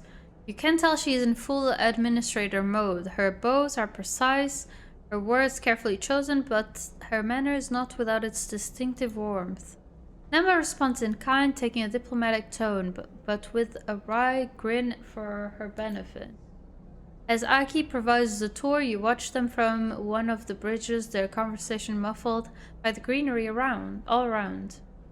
They both look at home amongst the growing thing. What?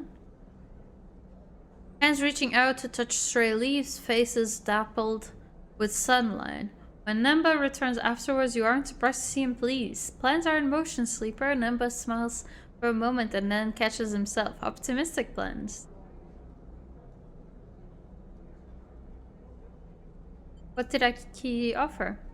She graciously offered a regular supply of steppe silk cloth for clothing and construction of shelters in the base of the underhang. Hell yeah. We are also going to see about settling people here in the Greenbelt to work with the farmers. And besides, it is always a little strange to talk like this about the lives of people who have been exposed to so much suffering, but we do them no benefit to couch our words in platitudes. Nemba looks out at the greenfields. Aki understands that. She's a refugee herself. She fled her moon many cycles ago. Nemba squints. We share that as well. Aww. You fled the war? I did. Does that change how you see me? Nemba sighs. Would it have made you treat me differently? He sniffs. Sorry, I'm being unfair. I just find there is an expectation that if I am a refugee, I must be desperate. I must beg for aid, show my suffering. Nemba folds his arms. I prefer to make plain requests or even better, strong demands. You think of the back and forth journeys made for both Aki and Nemba and the aid that was asked of you. Would you have done the same if the request hadn't been so strong, the demand so obvious? Speaking to Aki, I could see that she has experienced the same treatment, though I think she's less hardened by it. We both have our own reasons to do what we do, for why we enjoy it in our own ways. We don't need to explain ourselves to others. Nemba looks over his glasses at you. I'm glad to have met her. Thank you for your part in it. I'm glad to help. What I like about you, Sleeper, is that I believe you when you say that. Nemba smiles wryly. I will stay a little longer. Aki has promised to send me back to the Far Spindle with the first shipment of fabric. I will then gather those who wish to come here, send them back in the same freighter. He smiles warmly. At the view of the greenfields, the exchange begins. The work never ends. You say your goodbyes and leave Nemba on the bridge, enjoying the dappled light. After all the shuttling of spores across the belt, you finally have a clear view of Aki and Nemba and their response to their own hardship. They are not saints, acting from a position of purity, but pragmatics with an intent to change those things that have once marked them. The future they will build together is one you are eager to see. Oh, that was so nice. That was lovely. Now we only have investigate export and meet at the wheat leaf. And we're out of fuel because I wanted to refuel here because it's way better here. Really nice here. Alright. Let's yeah, let's feed the cat actually.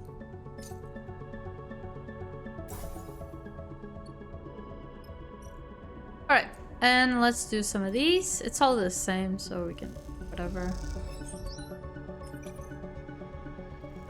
We're almost done with it.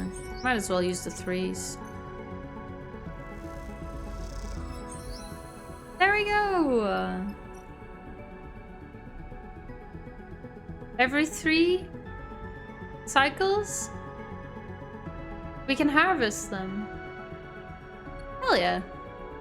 That's good. I wonder if we can do that in the middle of a mission. Because then you could get some extra. And you could even like work with the timings, because if it's every 3 cycles, you can save it to harvest in the first cycle. Of course you're also, well, you could save it to get in the first cycle of the mission. Well, the second cycle, because you'll have 5, then you end the cycle, you have 4, you go and gather it, you have 5 again, and then you can wait 3 more cycles and get another. So that way you have 7 cycles for the mission instead of 5. And then even if you're getting stressed, instead of using supplies, you can later gather more. But if you can do that, you could work with that. But I think probably it won't allow for that. So yeah, I don't know. So I think honestly we're close to the end. It definitely feels that way. We've done a lot of stuff already, so now the thing for us to do is to meet Carmen and go to the dark side. I keep saying the dark side, but it's dark side only. I think that's gonna be a whole thing, so I think we'll leave that for next week. And next week might be the last stream, I don't know. And we also have 7 points, so we can get another plus around here, and we could get a plus and one of these push things.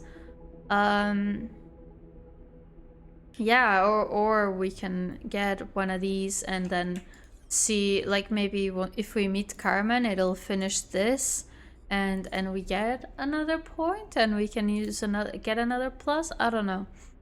But yeah, we might be able to do something like that. Yeah, but in the meantime, I hope you guys enjoyed that. I think it's going really well. We had a bit of a rocky start, but now things are going better, for sure. Yeah, but I think it's a good time to end the stream and pick it up later. Pick it up next week, next stream. And yeah, it might be the end, I don't know. I'm loving this game, it's so nice. We're still alive, I call that success, exactly, agreed. It's so nice. It's great. It's great. Oh, there are some more people playing Citizen Sleeper. Shall we raid a fellow Citizen Sleeper? Oh, well, one of them is streaming in Portuguese, so I don't think that'll work for you guys. We could raid someone who's playing that. Or we could raid Lab. Right? Let's raid Lab. But yeah, I hope you guys enjoyed that. No! Lab! Stop it! I don't know what Lab did. He doesn't let me raid him. I'm very hurt. I can't believe it. Okay, so I guess I'll raid it again. Oh, it did work. Okay, it was just a bug. Never mind. Okay, we're raiding Lab. He's playing TDU, and Yeah, I hope you guys enjoyed Citizen Sleeper. I sure did. We have a kitty. We have a kitty. Oh, I love the kitty. It's so cute. I'm really happy that they brought that back. I think the arts they had on it already showed a cat even before the game came out. So I guess it was kind of like already there, you know? But yeah, the kitty was so cute and I'm really enjoying the game. It's really nice. It's so nice.